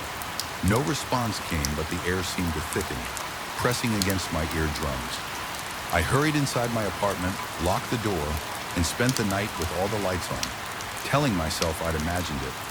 I hadn't. The next night, it came again, more distinct. Daniel helped me. The voice was neither male nor female. Neither young nor old. It existed in some unsettling, in-between space. I tried to rationalize it, perhaps sound traveling through the old ventilation system or a neighbor playing some elaborate prank. I mentioned it casually to the building superintendent, a perpetually damp man named Horvath. His reaction told me everything I needed to know. His already pallid face blanched further, and he mumbled something about old buildings having quirks before quickly changing the subject. When I pressed him about the abandoned wing, he became evasive, suggesting that perhaps I should consider moving. When my lease ended that night, I researched the Blackwood's history. Most sources mentioned its architectural significance or its famous residence from the 1920s. But one obscure blog detailed darker events. 27 years ago, a resident had disappeared without a trace. The blog speculated about foul play, but offered no concrete details. Comments below the post have been disabled. I dug deeper, requesting old newspaper archives from the library. What I found disturbed me more than the whispers. The missing resident one, Edward Morello, had lived in apartment 724, located in what was now the abandoned wing. Police had investigated but found nothing suspicious. The case had eventually gone cold. What the blog hadn't mentioned was that in the weeks before his disappearance, Marcello had complained to neighbors about hearing voices in the hallway. Sleep became a luxury. I could no longer afford every creak of the building, every distant footstep, every whisper of wind. Through the poorly sealed windows had me bolt upright, straining to listen. The voice continued becoming a nightly occurrence, always emanating from the sealed-off corridor, always calling my name, always pleading for help. My work suffered. I began making careless errors, missing deadlines. My supervisor suggested I take some personal days instead of resting. I spent the time researching the building's history and Edward Marcello's life. I learned he had been an architect involved in renovating several historic buildings around the city. He had lived alone, had no close family. Few friends like me. The parallels unsettled me. 3 months after the first whisper, I broke, not in the way you might expect, not with screams or tears or a frantic call to the police. No, my breaking was quieter, more deliberate. I decided to follow the voice the next time I heard it. "Daniel, I need you." I walked toward it instead of away from it. The hallway seemed to stretch before me, the distance to the abandoned wing expanding with each step. The yellow lights flickered as I passed beneath them, and the air grew colder the further I ventured from my apartment. A chain with a no-entry sign blocked the entrance to the damaged wing. I stepped over it without hesitation. This section of the hallway was darker, the carpet removed to reveal warped floorboards. The walls showed water-damaged paint peeling in long strips that resembled fade skin. The voice grew stronger. "Daniel, closer." My heart pounded so violently I could feel my shirt moving with each beat, sweat. Bead on my forehead that despite the chill, my mouth had gone desert dry. Every instinct screamed at me to turn back. Yet I continued forward, drawn by a compulsion I couldn't explain. The numbers on the doors had faded, but I could still make out 724 Marcello's apartment. The door stood slightly ajar, revealing only darkness beyond. The voice emanated from within, now a continuous, urgent whisper. Daniel, Daniel, Daniel. I pushed the door open. The hinges protested with a sound like a wounded animal. The apartment was empty, not just of furniture, but somehow empty of space itself. Despite the windows, no light penetrated the gloom. I felt dizzy, disoriented, as if the room existed in some dimension adjacent to, but not quite part of our reality. "Who are you?" I managed to ask, my voice barely functioning. The temperature plummeted. My breath emerged in white clouds. The shadows in the corners of the room seemed to deepen, to move with purpose. And then, from everywhere and nowhere, the voice responded, no longer a whisper, but a chorus of whispers layered upon one another. They explained that the building existed at a crossroads of sorts. Not just physical space, but something more ephemeral. Marcello had discovered this while renovating, had found that certain configurations of architecture could create doorways. He had become obsessed modifying his apartment, attempting to communicate with whatever existed on the other side. He had succeeded too well. What came through couldn't fully exist in our world, but neither could it return. It remained trapped between states, gradually extending its influence throughout the building. It had called to Morello, as it now called to me. I asked what had happened to him. The whispers paused, then admitted they had no concept of what humans called time. Morello might have left, might have stayed, might still be trying to find his way back. They couldn't say. They only knew that they were still trapped and that I could help them. My legs trembled beneath me. How, I asked, though part of me already knew. The shadows wet and contracted. The whispers suggested modifications to my apartment, slight adjustments to angles, removal of certain barriers, specific marks to be made on walls and floors. Nothing drastic, nothing that would alert the superintendent. Small changes that would help them extend their influence, help them reach others, help them become more. I stumbled backward toward the door. The shadows surged forward, not aggressively, but eagerly. The whispers rose, in volume and urgency, explaining how I wouldn't be harmed, how I would be rewarded, how I would understand truths no other human could comprehend. I fled back in my apartment. I barricaded the door with furniture. I stuffed towels under the door and taped the windows. I turned on every light, every electronic device that emitted noise. Television, radio, laptop, creating a barrage of sound to drown out any whispers that might penetrate my defenses. It didn't help that night. The voice found me in my dreams. It showed me visions of what it promised, knowledge beyond human understanding, perception beyond the limited five senses we possess. It showed me what Marcello had seen, the patterns hidden in reality that once recognized could never be unseen. I woke drenched in sweat, my throat raw, as if I'd been screaming on my bedside table. Lay a sheet of paper covered in drawings, angles, measurements, strange symbols.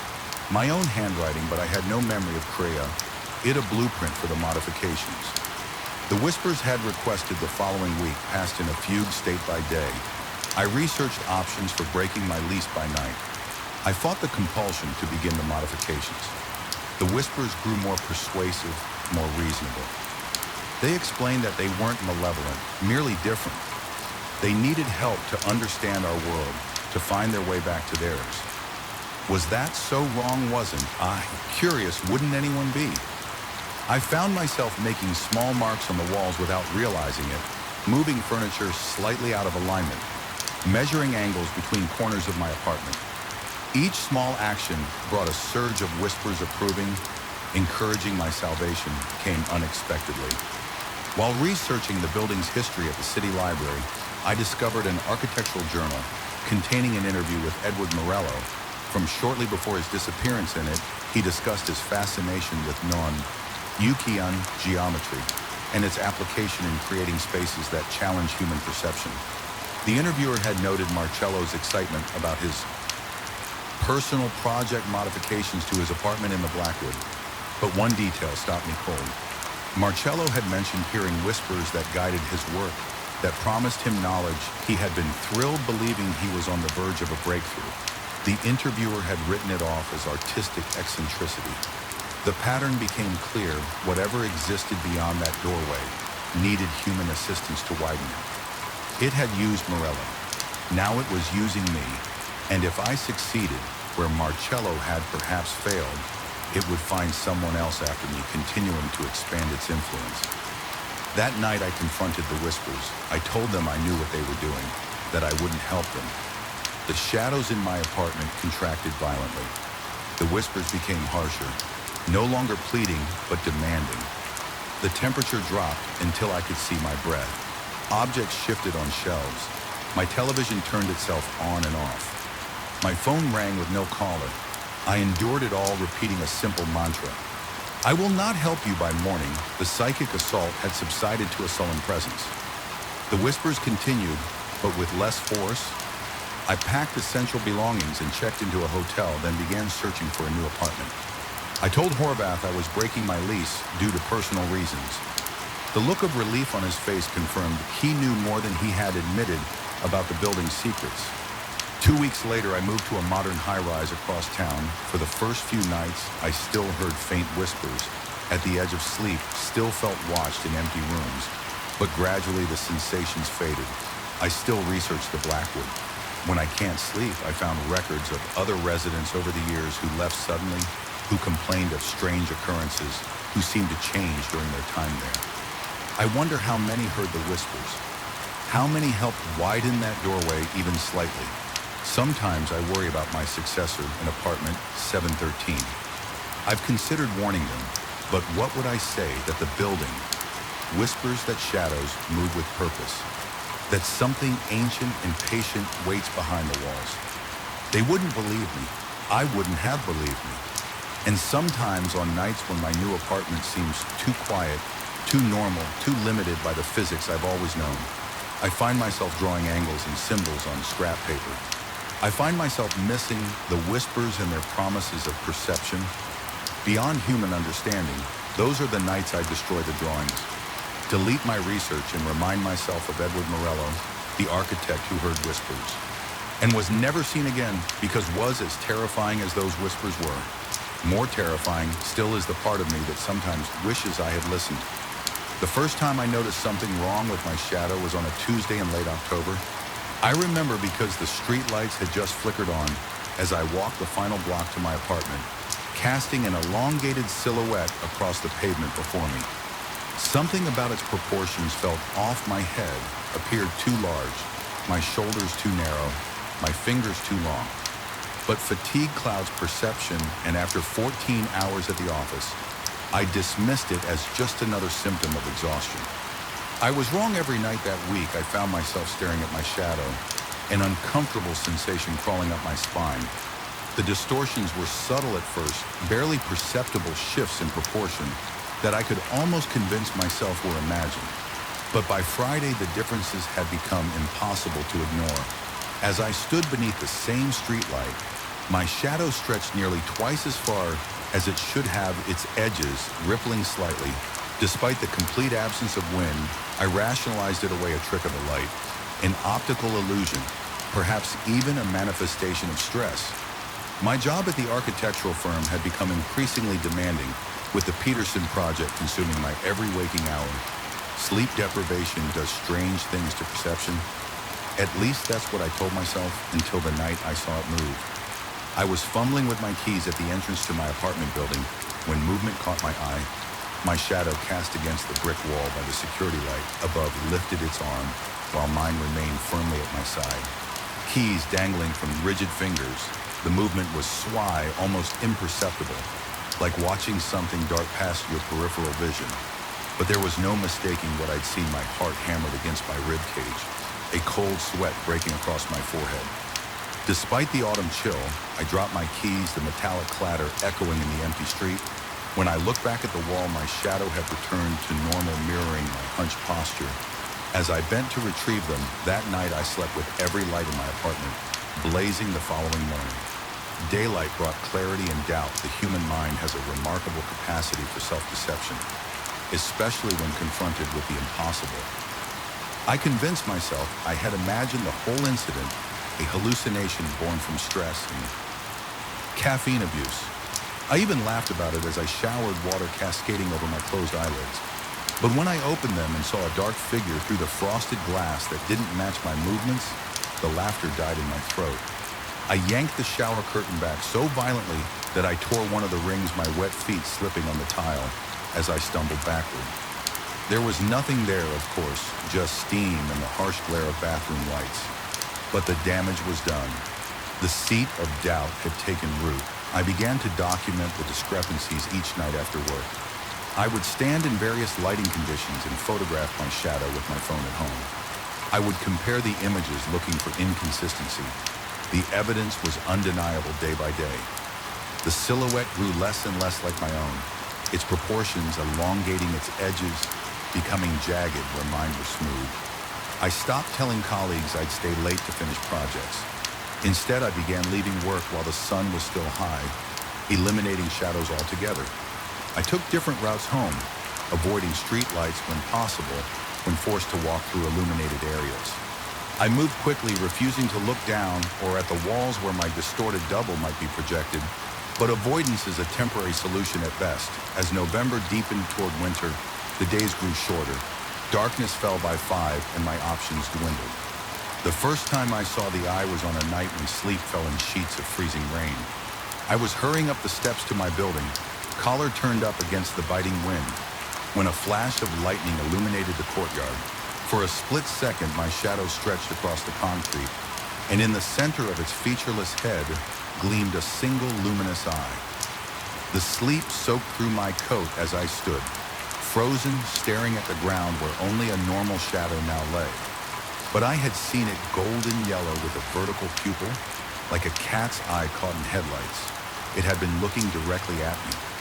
I called in sick the next day, drawing the blinds and huddling in darkness when the superintendent knocked to check on me, apparently concerned by the sounds of furniture being moved against walls. I barely cracked the door, explaining coarsely that I had the flu. He seemed skeptical, but left me alone. I didn't tell him I'd been barricading myself and covering every reflective surface, every source of potential. Shadows, the isolation only heightened my awareness in the artificial darkness of my apartment. I began to notice things, the way the shadow beneath my door seemed to pulse like the slow breathing of something lying in wait. How the darkness in the corners of rooms appeared deeper than it should be, as if extending beyond the physical constraints of the walls.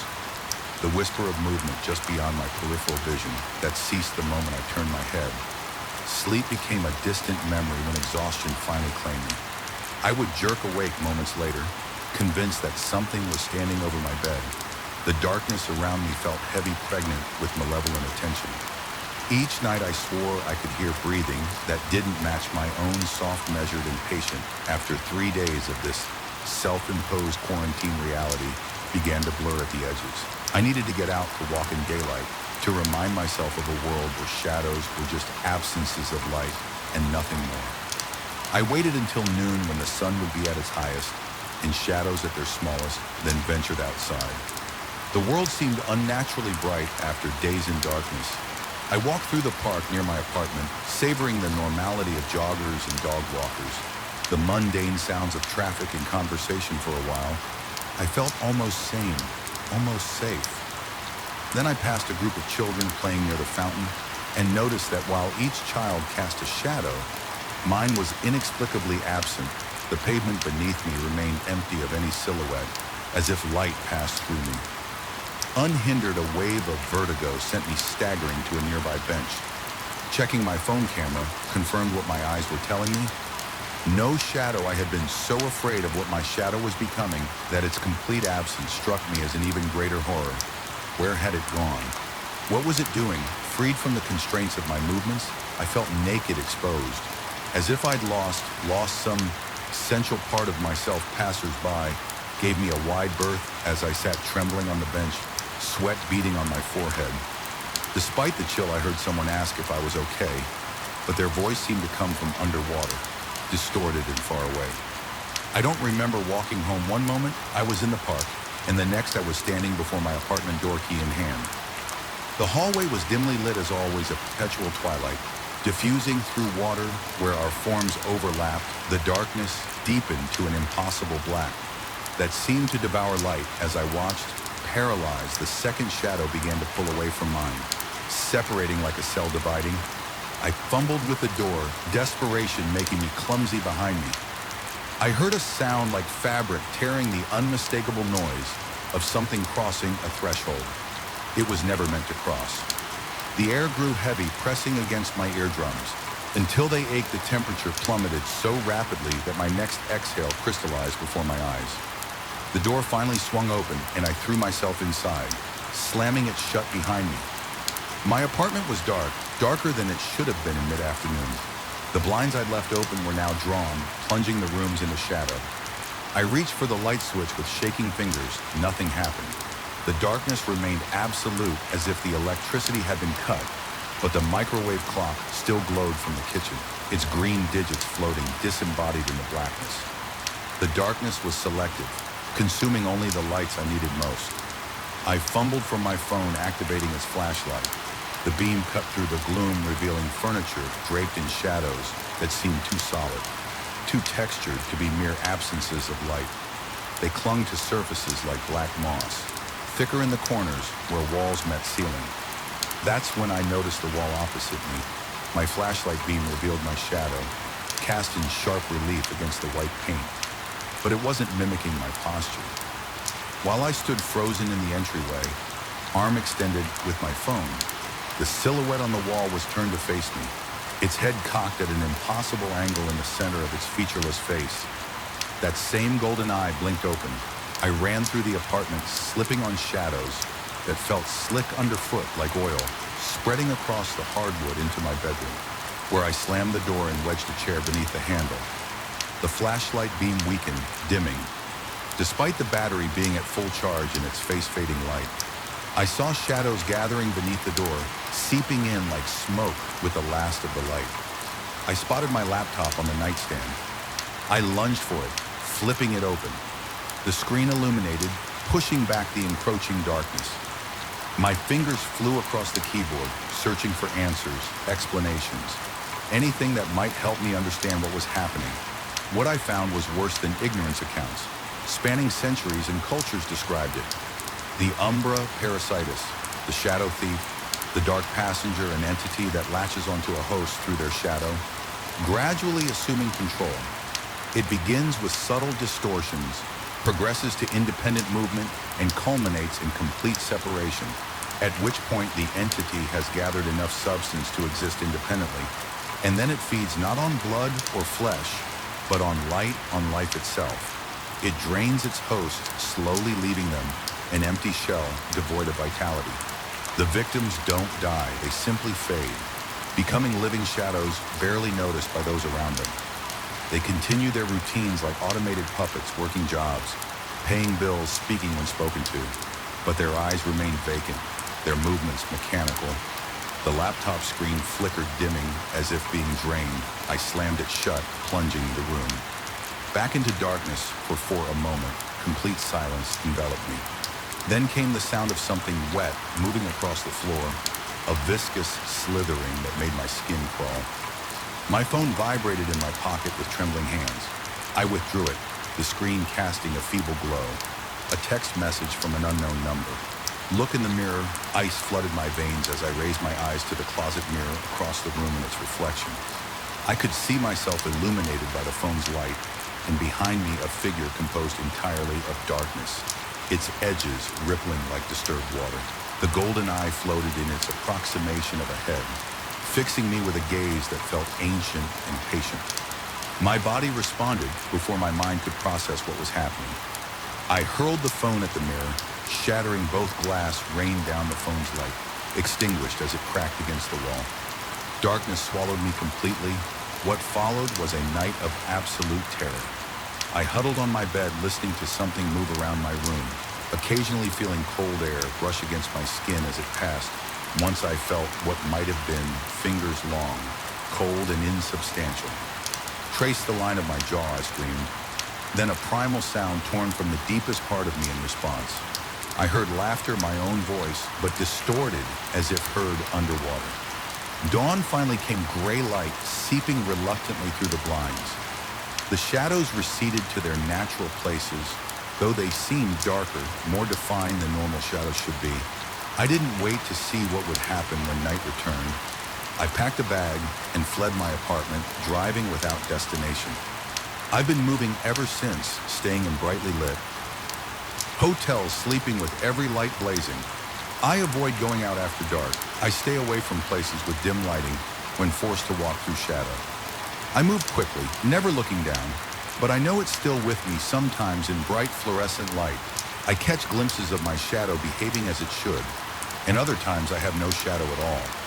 In those moments of absence, I feel its attention on me, patient and hungry. Last night, I woke to find my hotel room cast in deeper darkness than it should have been, despite the lights I'd left on in the bathroom. Water ran from a tap I was certain I'd turned off when I approached the partially open door. I saw my shadow stretched across the tile floor, but I stood frozen in the bedroom doorway in the mirror above the sink, illuminated by a single functioning light.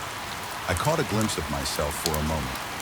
My reflection looked normal, then it smiled with teeth too sharp and numerous to be human, and a single golden eye opened in the center of its forehead head. I'm writing this now from a 24-hour diner, surrounded by light and people, but daylight is fading soon. I'll need to find somewhere to stay, somewhere bright. I don't know how much longer I can run, or if there's anywhere I can hide from something that lives in the darkness I inevitably cast. Because the truth is, we all create shadows. We all provide doorways, and mine isn't just following me anymore. It's becoming me the first night in the Caldwell house. I woke at precisely 3:17 a.m. to the sound of something dragging itself across the ceiling above my bed. Not the scurrying of rodents or the familiar settling of an old house, but something deliberate, something with weight and purpose. I lay paralyzed, my breath caught in my throat as the scraping moved from one end of the ceiling to the other. Other paused directly above me, and then stopped. The silence that followed was somehow worse than the noise. I didn't sleep again until dawn broke through the curtains, casting long, accusatory shadows across my new bedroom. I hadn't wanted this house. Uncle Edwin was barely a name mentioned at family gatherings, a reclusive figure who'd withdrawn from the family decades before I was born, when the lawyer contacted me about the inheritance. I'd been surprised not just at being named the sole beneficiary, but that I'd been chosen over closer relatives. The property was located in a small New England town I'd never visited, 3 hours from Boston, where I'd been struggling to make rent after losing my job as an architectural draftsman. The timing seemed fortuitous, almost as if Uncle Edwin had known I would need a fresh start. The house stood isolated at the end of a winding gravel drive, surrounded by ancient oaks whose branches scraped against the windows during storms. It was a Victorian monstrosity of gables and turrets, its facade weathered by decades of neglect. The locals in town avoided eye contact when I mentioned my inheritance, changing the subject, or suddenly remembering urgent errands. Only Mrs. Harmon at the general store offered anything resembling information, informing me in hushed tones that my uncle hadn't been seen in town for nearly 7 years. Before his death, the county coroner had been called. When the mail carrier noticed an unusual smell coming from the house, she didn't elaborate further, and I didn't press during my initial walkthrough. I'd been struck by how the interior seemed frozen in time. Heavy furniture draped in sheets, wallpaper curling at the seams, a thick layer of dust on every surface, except strangely, the staircase. The real estate agent who handed over the keys had pointed out various features with mechanical efficiency. Never stepping fully into any room when we reached the second floor landing, I noticed a narrow door at the end of the hallway with a peculiar brass lock. "What's up there?" I asked the agent, smiled, tightened the attic. Unfortunately, the key has been missing for years. He quickly directed my attention to the master bedroom, speaking more rapidly than before. When I inquired about the attic again, as he was leaving, he simply shrugged and suggested I contact a locksmith. If I was determined to get in his parting words that some spaces are kept locked for a reason, seemed unnecessarily cryptic at the time. Now lying awake at 4 a.m. on my third night in the house, they felt prophetic. The strange noises continued each night, growing more distinct. By the fifth night, I could differentiate between the dragging sound and what seemed like fingernails gently scratching at the wooden beam. Sometimes I thought I heard a soft, rhythmic tapping, almost like Morse code. I told myself it was the house settling or perhaps branches against the roof. But these rational explanations dissolved when I heard what sounded unmistakably like footsteps pacing back and forth directly above my bedroom. During daylight hours, I tried to find information about the house, or my uncle, the local historical society, had little beyond construction dates, and to mention that the property had once belonged to a ship captain who'd made his fortune in the China trade. The town records offered nothing unusual about Edwin Caldwell. He purchased the house in 1984, paid his taxes on time, and had no police incidents on record. The library's newspaper archives showed he'd been briefly mentioned in a 1998 article about local recluses, described only as intensely private and scholarly. On my seventh day in the house, I decided to tackle the attic. I'd searched every drawer and cabinet for the missing key without success. Mrs. Peterson, the cleaning woman, who'd reluctantly agreed to help me sort through decades of dust and neglect, refused to even look at the attic door. When I asked why, she muttered something about bad air up there and promptly left for the day, not returning for our scheduled cleaning. The following week, I purchased a pry bar and hammer from the hardware store. The elderly owner asked no questions, but studied my face with undisguised concern. That night, after steeling myself with a glass of whiskey, I approached the attic door. The lock was ornate, brass antique but sturdy. I placed the pry bar against the doorframe and applied pressure. The wood groaned in protest with each strike of the hammer. I felt the temperature in the hallway drop several degrees when the lock finally gave way, with a sound like a wounded animal.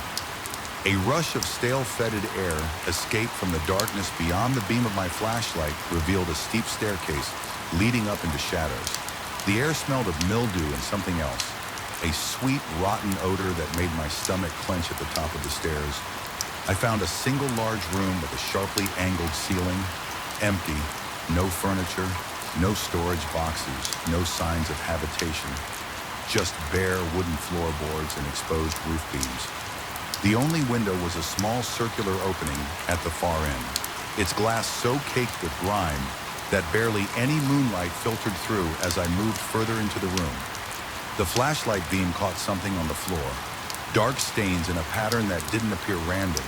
They spread outward from the center of the room like tendrils or branches, each ending abruptly as if something had been dragged through ink and then lifted. I knelt to examine one of the marks and found the wood there, slightly sunken as if damaged by moisture or acid. The stain wasn't dust or dirt, but seemed embedded in the grain of the wood itself. A sudden noise from downstairs, like a door slowly opening, broke my examination. I froze, listening intently. The house had been silent, except for my own movements. But now I distinctly heard the sound of the front door closing, followed by footsteps in the entry hall. I called out, asking if Mrs. Peterson had returned, though I knew she wouldn't come to the house after dark.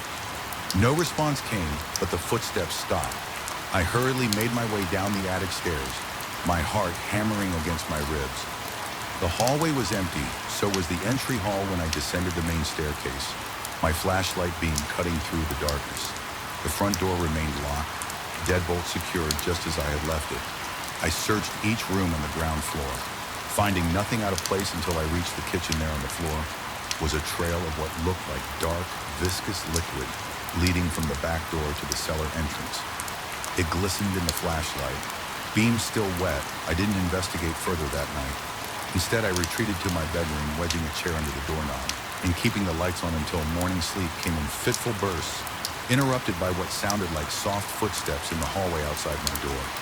And at one point, the distinct sensation of the mattress depressing, as if someone had sat on the edge of my bed when I jerked upright, heart racing.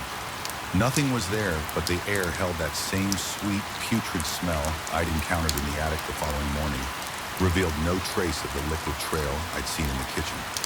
I might have convinced myself I'd imagined it, if not for the strange, tacky residue that remained on the hardwood floor when I touched it. My finger came away with a colorless, odorless substance that stretched like honey before breaking. I scrubbed at it with bleach, but it seemed to seep deeper into the wood. rather than cleaning away that day. I drove into town and casually asked the barber about my uncle while getting a haircut. The old man's scissors paused momentarily before he continued commenting that Edwin had been a brilliant man, a chemist who'd worked for a pharmaceutical company before his retirement when I pressed for more information. Mentioning the attic specifically, the barber's hand trembled slightly. He suggested that some hobbies are best pursued in isolation, especially those involving unstable elements, before I could ask what he meant. Another customer entered and the barber abruptly changed the subject. The town librarian proved more forthcoming when I inquired about any scientific research my uncle might have. Published, she directed me to several obscure chemistry journals from the early 2000s, where I found articles authored by Edwin Caldwell on experimental compounds derived from rare fungi. His later papers explored theoretical applications for what he termed semi-organic polymers with unique adhesive properties. The final publication, dated 2015, contained references to achieving partial autonomous movement in non-S sentient organic compounds. The accompanying photographs showed Petri dishes containing black viscous substances formed into patterns disturbingly similar to the stains I found in the attic. That night the noises changed. Instead of coming from above, they seemed to emanate from every corner of the house, from inside the walls beneath the floorboards. Behind the bookcases, I sat rigid in the living room, watching shadows shift at the periphery of my vision around midnight. The electricity flickered and died, plunging the house into darkness in the beam of my emergency flashlight. I saw distinct handprints on the living room wall, too large to be human, with elongated fingers that left glistening trails down to the baseboard. I retreated to my car and spent the night at a motel in town. The desk clerk said nothing about my disheveled appearance, or the late hours, simply sliding me a room key. With a knowing glance in the harsh fluorescent lighting of the motel bathroom, I noticed dark smudges on the back of my neck, fingerprint-shaped marks that hadn't been there before when I touched them. My skin felt numb and slightly puckered, as if mildly burned logic dictated that I should leave Cell, the house, forget the inheritance return to Boston, but something held me there. Perhaps it was financial necessity, or maybe a deeper need to understand what my uncle had been doing in that house. What had he created in that attic? And why had he left the house to me? Specifically, I returned the next day, armed with research at the university library. 2 towns over, I'd found more detailed records of Edwin's work, including rejected grant proposals for experiments combining my ecology and organic chemistry to create responsive biomaterials. One document mentioned a promising breakthrough using spores from a rare fungus found only in caves combined with synthetic compounds to create a substance that responded to electrical stimuli. The university had deemed the research ethically problematic and denied further funding. That night, I waited in the living room with my uncle's journal spread before me, a shotgun across my lap. I'd found the books hidden in a compartment beneath the floorboards in his study, their pages filled with increasingly erratic handwriting, detailing experiments conducted in the attic. The latest entries describe success in creating a symbiotic entity that required human bioelectrical fields to maintain cohesion. Edwin had written about feeding the creation with his own bioelectricity, allowing it to touch him for brief periods. While it was still developing, the final entry, dated just weeks before his estimated time of death, contained a single sentence. It grows stronger each night, learning the shape of me. As midnight approached, the temperature in the house plummeted. My breath fogged in the air as the first sounds began. Not from the attic this time, but from the cellar. Something was climbing the stairs, its movements more confident than before.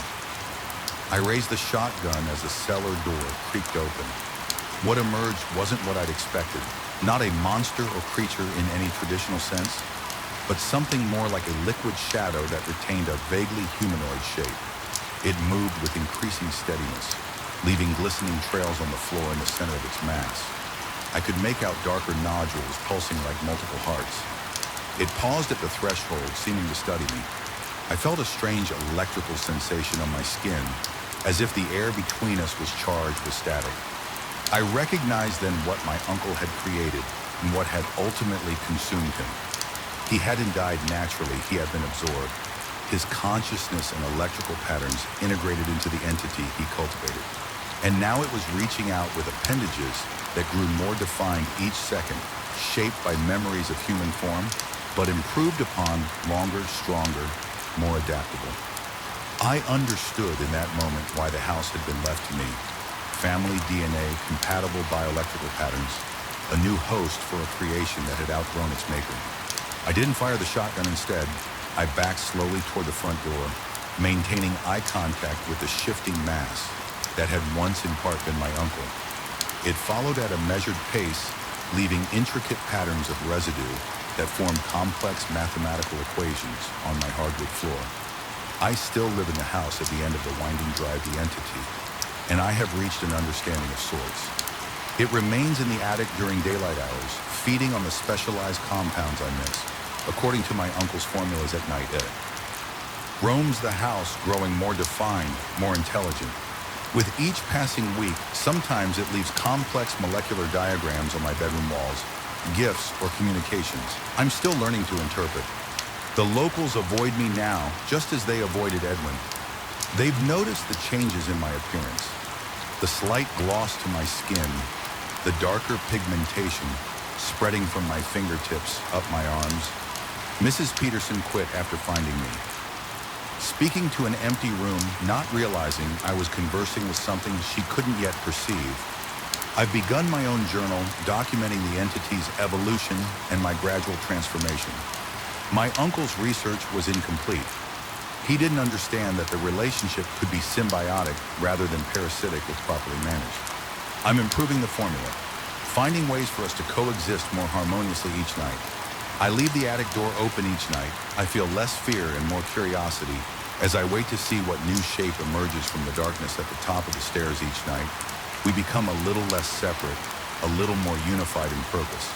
And each morning, as I wash away the residue it leaves on my skin, I notice how much more quickly I heal, how much sharper my senses have become, how the world seems brighter and more vivid than before. I've stopped questioning my sanity. Sanity is such a limited concept when one stands at the threshold of becoming something entirely new. The attic is no longer empty, neither am I. The scratching came back last night. It always starts faint, almost imperceptible, like fingernails barely grazing the surface of old wood. Then it grows insistent, deliberate scratch. Scratch to scratch, a rhythm that matches my heartbeat. As I lie awake staring at the ceiling of my apartment, 12 miles and a lifetime away from that damned archive room, I haven't returned in 3 weeks, but the sound follows me home. Sometimes I smell it too. That distinctive blend of mildew dust and something else, something older and more primal than the building itself. I never believed in hauntings before the Harrington building. The restoration project had seemed like the perfect opportunity to give back to my community while indulging my passion for historical architecture. The Harrington, a massive limestone structure built in 1897, had served various civic functions over the decades: courthouse, municipal offices, public records repository, before falling into disrepair in the 1990s.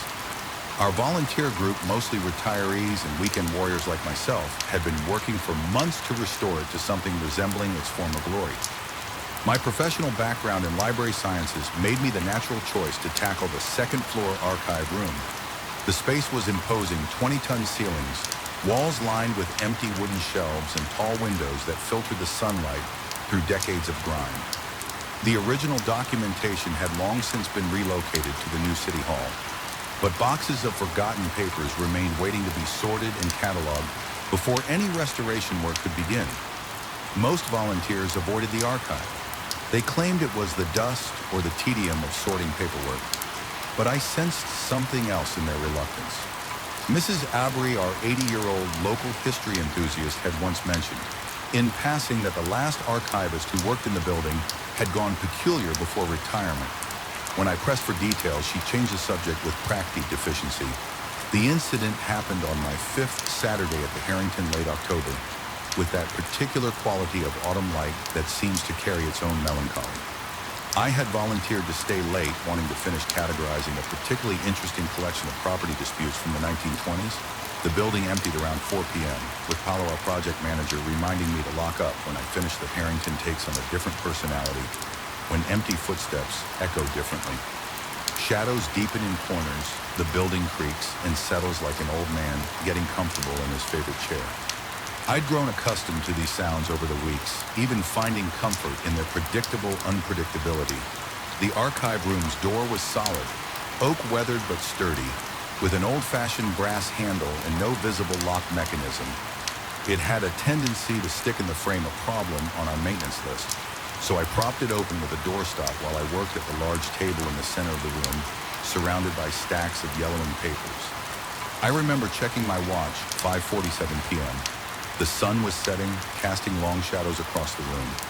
I had just discovered a particularly fascinating boundary dispute involving what is now the city park. When the first anomaly occurred, the temperature in the room dropped precipitously, not the gradual cooling of evening, but a sudden plunge that sent goosebumps racing across my forearms and turned my breath visible in the air before I could process this. The door slammed shut with such force that dust rained down from the ceiling. The doorstop skittered across the hardwood floor, spinning to a stop at my feet.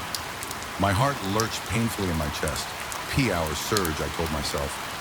Change in air pressure, rational explanations existed. I gathered my papers with trembling hands and walked to the door, already rehearsing the joke I'd tell on Monday about the building's dramatic farewell. The handle wouldn't turn. I tried again, applying more pressure, thinking it was just stuck as usual. The mechanism moved slightly but wouldn't complete its rotation. Something was preventing it from the other side, which was impossible. The door had no lock, no deadbolt, nothing that could be engaged from the hallway. "Hello?" I called out, my voice embarrassingly thin. "Is someone there?"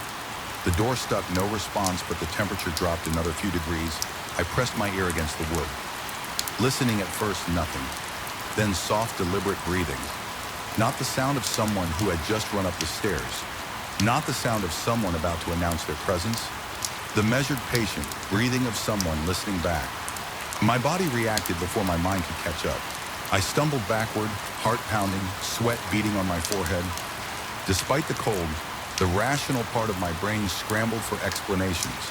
Another volunteer I hadn't seen leave a homeless person who had wandered in the security company doing an early check. "I'm just finishing up some cataloging," I called out, forcing confidence into my voice. "Could you open the door? Please." The fluorescent lights overhead flickered once, twice, then stabilized. The breathing on the other side of the door stopped.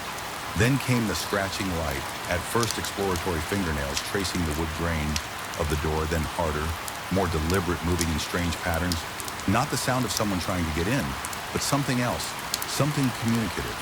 The scratching traced what felt like symbols. Letters perhaps, though in no alphabet. I recognized. My mouth went desert dry.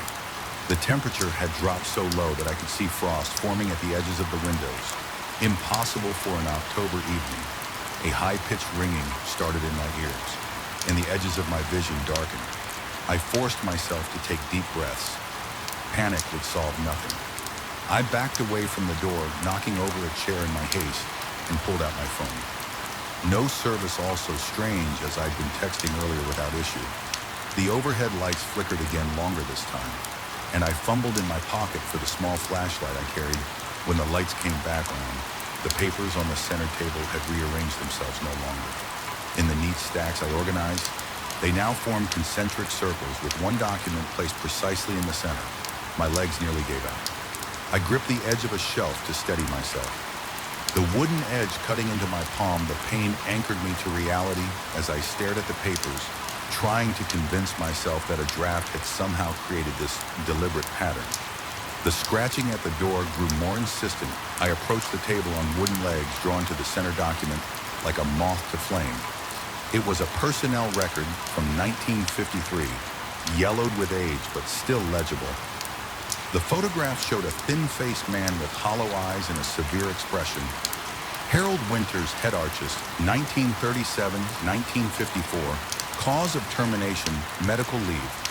Psychiatric, the attached note written in faded blue ink simply stated encountered in archives. After hours claimed something was attempting communication through historical records, refused to leave room, required restraints during removal. My hands shook so badly I dropped the paper as it fluttered to the floor. The scratching at the door stopped abruptly. Then came a sound that still haunts my dreams. Knuckles rapping against the wood, 3 precise knocks. A pause, 3 more knocks. A code, a question, a demand for acknowledgement fight ORF flight took over. I ran to the windows thinking to escape that way, but they wouldn't budge, painted shut decades ago. The knocking continued now in varied patterns, almost musical in its precision. I grabbed a heavy brass paper weight from the table and returned to the door.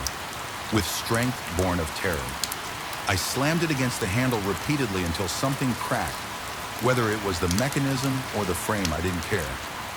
I hit it again and again, each impact jolting up my arm, sweat pouring down my face. Despite the freezing air, the door finally gave way with a splintering crack. I nearly fell into the hallway, catching myself against the opposite wall. The corridor stretched empty in both directions, dimly lit by security lights. No sign of anyone who could have been scratching or knocking, but the air felt disturbed somehow, as if someone had just moved through it seconds before.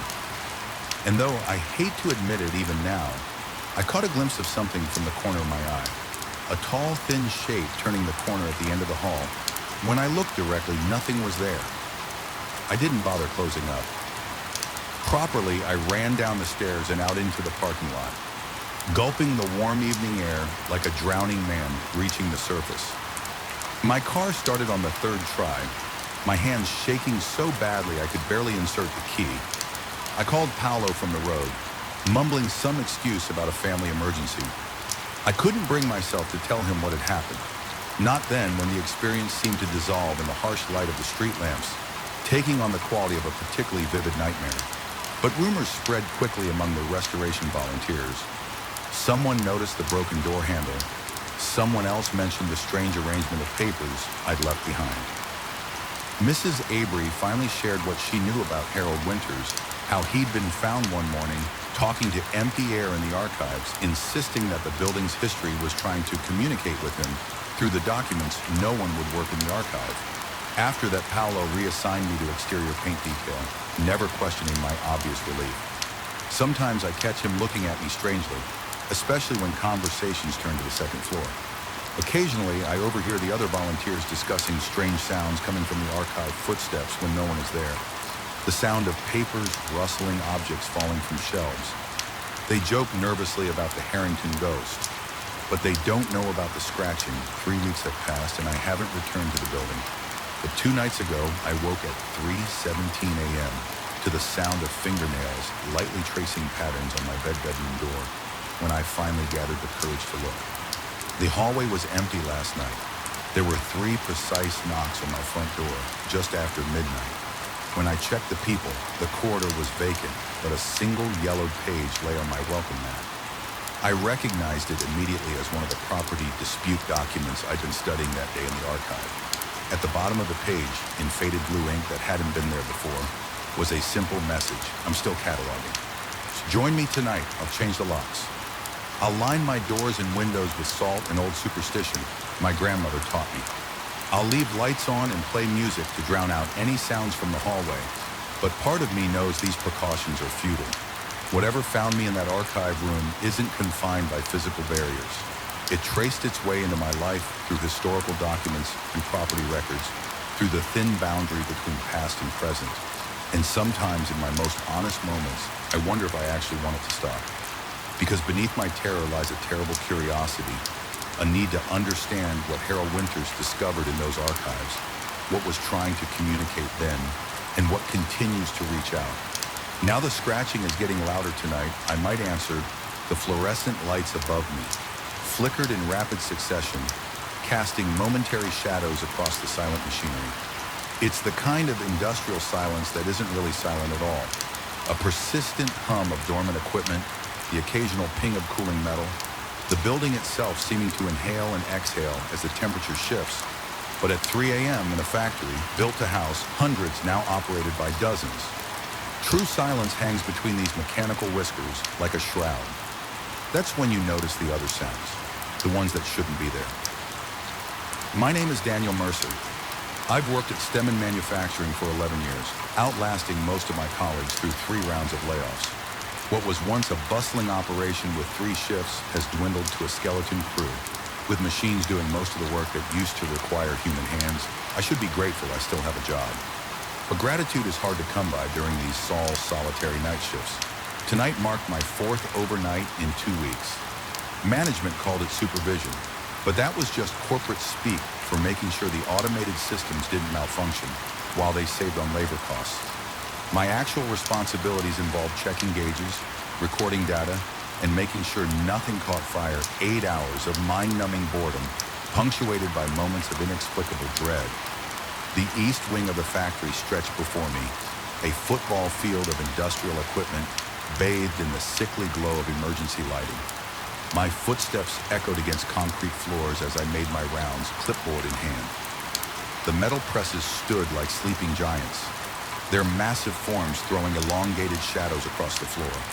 I moved methodically, checking each machine, marking my checklist, trying to ignore how the vastness of the space seemed to press in around me. Rather than extend outward the first time I heard it, I dismissed it entirely, a subtle scraping sound, like rubber-soled shoes on concrete in a building. This size sounds travel, strangely bouncing off metal and concrete at odd angles. It was probably just the night janitor, Eduardo. Though he usually didn't come until closer to dawn, I continued my rounds. Moving toward the hydraulic section, the sound came again, more distinct this time. Footsteps, not the shuffling gait of Eduardo, who was in his 60s with a bad knee, but purposeful strides. My pulse quickened slightly, but I rationalized it away. Maybe it was my supervisor making an unexpected check-in, or another worker called in for emergency maintenance. I called out, my voice sounding thin and in the cavernous space. No response came, just the distant hum of machinery and that footstep sound now moving away from me toward the western corridor. A prickle of unease crawled up my spine as I followed the sound. The western wing, older equipment, much of it no longer in use. The corridor narrowed as I walked the ceiling lower here, the lighting sparse and yellowed with age. My breathing sounded unnaturally loud in my own ears. The footsteps stopped, so did I. The silence that followed felt charged. Expectant sweat beaded on my forehead. Despite the persistent chill of the building, I forced myself forward, checking each room methodically, the break room empty, the storage closet, it nothing but cleaning supplies and spare parts. The old filing room, dusty cabinets, and forgotten paperwork. No one was there, not in any room along the corridor. It was as I turned to head back that I noticed at a door I'd never really paid attention to before, heavy steel industrial grade with no handle on this side, just a small key card reader that had long gone dark. Something about it felt wrong. The factory blueprints I'd studied during safety training never showed what was beyond it. According to management, this section had been decommissioned years ago before my time. As I stood there staring at the featureless door, a cold draft washed over me, impossible. The HVAC system in this section had been shut down for years, yet I could feel it against my skin, carrying with it the faint scent of machine oil and something else, something organic and unpleasant. Then I heard it, a soft, scraping sound from the other side of the door, like fingernails dragging slowly across metal. My heart hammered against my ribs as I pressed my ear to the cold surface. The scraping stopped, replaced by what sounded like breathing heavy and irregular. I jerked away from the door, nearly stumbling in my haste. The rational part of my brain insisted there must be an explanation. Perhaps some equipment had been left running in the abandoned section, or maybe an animal had somehow found its way in yet another part of me. A more primitive part screamed that whatever waited on the other side of that door was neither mechanical nor animal. I returned to the main floor with a speed that I'd later be embarrassed by my clipboard, clutched so tightly my knuckles had turned white. The rest of my shift passed in hypervigilance, every distant sound magnified by my frayed nerves when morning finally came. I mentioned the strange door to my replacement, a veteran machinist named Torres. He gave me an odd look, saying only that the western wing was off limits for a reason. Structural issues, asbestos, the usual hazards of an aging industrial building. His dismissive tone made me drop the subject, though his eyes lingered on me a moment too long. That should have been the end of it, a strange experience during a lonely night shift, easily explained away by fatigue and an overactive imagination. But when I returned home to my empty apartment, I couldn't shake the memory of that breathing sound, so distinctly human, yet somehow wrong. I tried researching the factory's history online. Stemmen Manufacturing had been founded in 1967, producing machine parts for agricultural equipment. There were the usual stories of industrial accidents over the decades. Nothing out of the ordinary for a facility of its size and age. Nothing that would explain what I'd experienced. Sleep came fitfully that day. My dreams filled with endless corridors and doors that led nowhere. I woke up sweating, despite the cool air from my window fan, the distinct feeling of being watched lingering, even as I showered and prepared for another night shift. The factory seemed different when I returned that evening. The same machinery, the same hollow. Spaces yet somehow altered, as if the entire building had shifted slightly. While I was gone, I found myself avoiding the western corridor during my rounds, taking the long way around to check the equipment there. My supervisor noticed my distraction during our brief overlap, asking if I was feeling all right. I blamed it on a poor day's sleep, not mentioning the door or the sounds I'd heard. Something told me that sharing those concerns would only lead to questions about my fitness for the job. 3 uneventful nights passed, the strange door and its mysterious sounds began to feel like a strange dream, a momentary lapse in perception brought on by the isolation of night work. I started to believe my own rationalizations until the 4th night I was checking the metal presses when the lights flickered, not the usual fluorescent stutter, but a prolonged dimming that left the factory floor in near darkness for several seconds when they returned to full brightness. The silence that followed was absolute. The background hum of the building had ceased, as if the entire electrical system had momentarily held its breath. Then came the footsteps again, more insistent this time, not trying to settle, not moving away but coming closer. My mouth went dry, my throat constricting as I turned toward the sound. The beam of my flashlight cut through the shadows of the factory floor, illuminating nothing but machinery. Yet the footsteps continued steady and deliberate, moving from the western corridor toward my position. I backed away, my pulse pounding in my ears. My back hit the cool metal of a press machine, startling a gasp from my lips that sounded obscenely loud in the quiet space. The footsteps stopped for 30 seconds, maybe a minute. I stood frozen, straining to hear over the thunder of my own heartbeat. Then slowly I edged along the machine, making my way toward the supervisor's office, where there was a phone. Other people I could call, I never made it there. The lights flickered again, and in that moment of darkness I felt, rather than heard something move past me, a displacement of air. The shift in temperature that comes from a body in motion. When the light stabilized, I was alone, but the door to the western corridor stood open. It took everything I had not to run instead.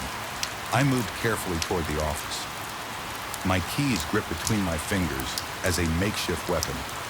I tried calling my supervisor, then the night security guard who was supposed to patrol the perimeter neither answered.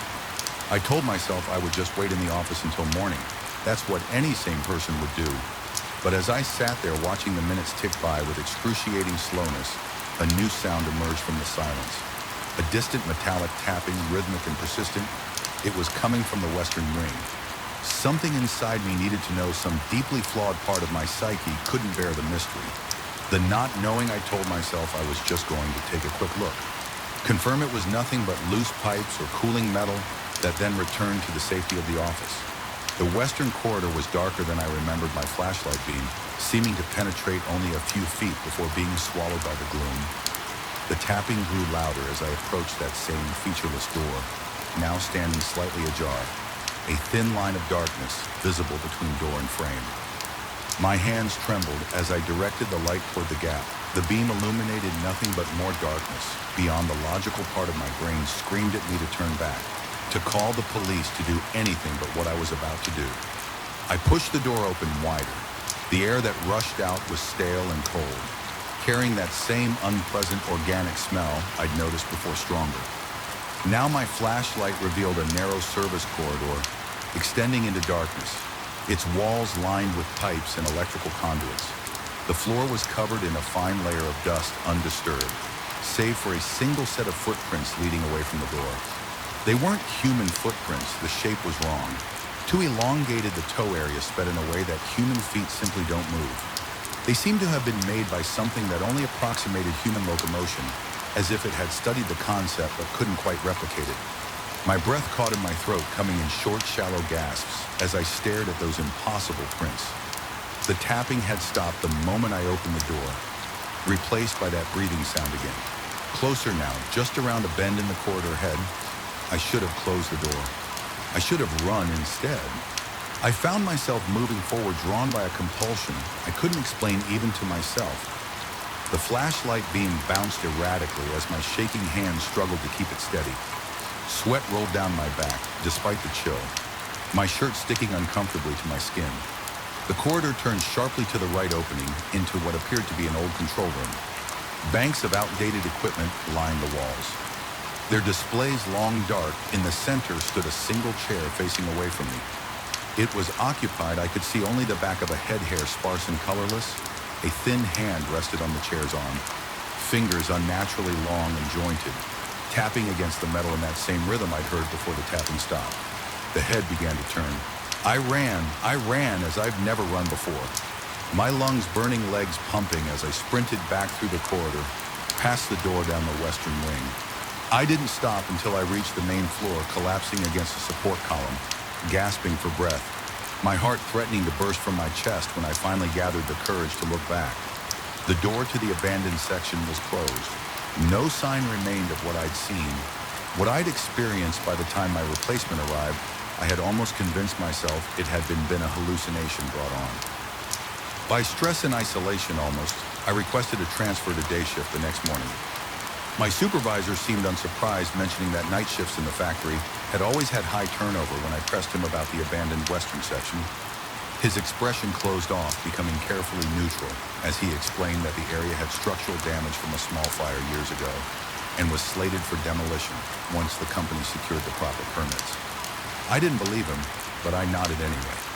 What else could I do, tell him about impossibly shaped footprints and things that weren't quite human, sitting in abandoned control rooms I'd be sent for a psychological evaluation? Not a shift change. They granted my transfer, but it came with reduced hours of trade-off. I gladly accepted during my final night shifts while waiting for the paperwork to process. I stayed as far from the western corridor as possible, keeping to well-lit areas with multiple exit rads. The footsteps returned each night, sometimes distant, sometimes alarmingly close. Once, I swear, I heard my name whispered from just behind me, the sounds somehow coming from everywhere. And nowhere at once, I never saw the door open again. Never glimpsed what waited in that abandoned wing. My last night shift was 3 weeks ago. I worked days, now surrounded by other people. The factory floor bustling with activity and human voices. The door to the western wing remains closed during daylight hours, its existence barely noticed by workers who have no reason to venture that way. But sometimes when I'm working late and the factory begins to empty, I catch glimpses of my night supervisor leading new hires toward that corridor for what he calls specialized training. Their faces are always eager, untroubled. They never seem to return to day shift, and sometimes in the parking lot. After my shift, I look up at the windows of the factory's western wing windows that should open into empty, abandoned spaces and see lights moving within silhouettes, pacing back and forth in rooms that officially don't exist anymore. I've started looking for another job. Until then, I avoid overtime. I never stay past sunset, and I try not to notice how certain coworkers sometimes stare at me for too long, their eyes reflecting the fluorescent lights in ways that human eyes shouldn't. And I try very hard not to think about what's really behind that door, why the company keeps it there, or what happens during those night shifts when the factory stands nearly empty. And that thing in the abandoned control room sits waiting, tapping its two long fingers, listening for footsteps approaching its domain. The ocean doesn't care if you're listening. It speaks anyway, in rhythms older than language, but sometimes, rarely, it speaks directly to you. And when it does, you better pay attention. I'd rented the weathered cedar beach house in mid-October, well after the summer crowds had vanished and the coastal town of Seacliff had settled into its off-season hibernation. My divorce had been finalized 3 weeks earlier, and after months of legal wrangling and emotional exhaustion, I craved isolation like a drowning man craves air. The listing promised secluded beachfront solitude, and the price had dropped to nearly nothing with the season's end perfect. The rental agent handed me the keys with a thin smile that didn't reach her eyes. She mentioned something about the place being vacant for a while, and that I shouldn't mind the usual coastal noises when I asked what she meant. She shrugged and said the winter tide brings things in, that summer tide doesn't. Before I could press further, she was already walking to her car, phone pressed to her ear. The house sat on stilts atop a small dune, facing the gray expanse of the Atlantic. A wooden deck wrapped around 3 sides and weathered steps, LED down to the beach to the north. I could see 3 or 4 similar structures dotting the coastline, all dark and shuttered for the season. To the south stood a larger Victorian-style beach house, about 100 yards away. Its peeling paint and boarded windows told me it had been abandoned long ago. That first afternoon, I settled in quickly. I unpacked my books, stocked the refrigerator with enough food for a week, and poured myself a generous whiskey while watching the sun sink into the ocean. The quiet was magnificent. No traffic noise, no neighbors, no notification pings. Just the steady rhythm of waves and the occasional cry of a gull. My shoulders relaxed for the first time in months as darkness fell. I decided to take a walk along the shore. The night air had a bite to it, carrying the scent of salt and decay. A half moon provided just enough light to see my way as I trudged through the soft sand, letting the frigid water occasionally lap at my boots. The emptiness of the beach stretched in both directions, making me feel wonderfully insignificant. I'd walked about 10 minutes when something caught my eye. A faint golden light glowing from the direction of the abandoned Victorian house. It flickered from what appeared to be the second-story veranda, a warm pinprick against the darkness. I stopped squinting. Through the night, the house had looked thoroughly vacant. Earlier, the windows were boarded, and the listing agent had mentioned nothing about neighbors. A cloud passed over the moon, and when my vision readjusted, the light was gone. Gone, I stood motionless, staring at the dark silhouette of the house. Had I imagined it the whiskey, perhaps, or a reflection from somewhere else? I waited several minutes, but the darkness remained unbroken, feeling a sudden chill that had nothing to do with the temperature. I turned back toward my rental. The wind had picked up, driving stinging particles of sand against my face. My footprints from earlier had already been erased by the encroaching TI, leaving the beach a blank slate behind me as I climbed the wooden steps to my deck. My flashlight beam caught something unusual, a series of wet footprints crossing the weathered boards. They appeared to circle the perimeter of the house before disappearing at the back door. My pulse quickened. The footprints were fresh water still pooling in their depressions. Someone had been here while I was walking. Someone with bare feet coming straight from the ocean. I called out, my voice sounding thin against the wind. No response came except the continuing rhythm of the waves. I checked the locks on all doors and windows, secured. Nothing appeared. Disturbed inside after a careful search of the house, with a kitchen knife in hand, I convinced myself it must have been a trespasser who realized the place was occupied and left still. Sleep came fitfully that night. The house creaked and settled with the changing temperature, and the wind found every gap in the old structure, creating moans and whistles that sounded disturbingly like distant human voices. I dreamed of dark water and things rising from the depths. More brought clear skies, and rational thought the footprints had dried completely, leaving only faint salt residue that could have been there for days. I told myself I was being ridiculous, probably just leftover marks from the cleaning service, or the previous renters I spent the day reading on the deck, occasionally glancing toward the Victorian house, which looked thoroughly abandoned in the daylight. It was during my second afternoon that I noticed the first shells. 3 small scallop shells placed in a perfect triangle below my bedroom window. I hadn't put them there. They were positioned with a precision that seemed deliberate, each shell equidistant from the others. I picked one up, turning it over in my hand.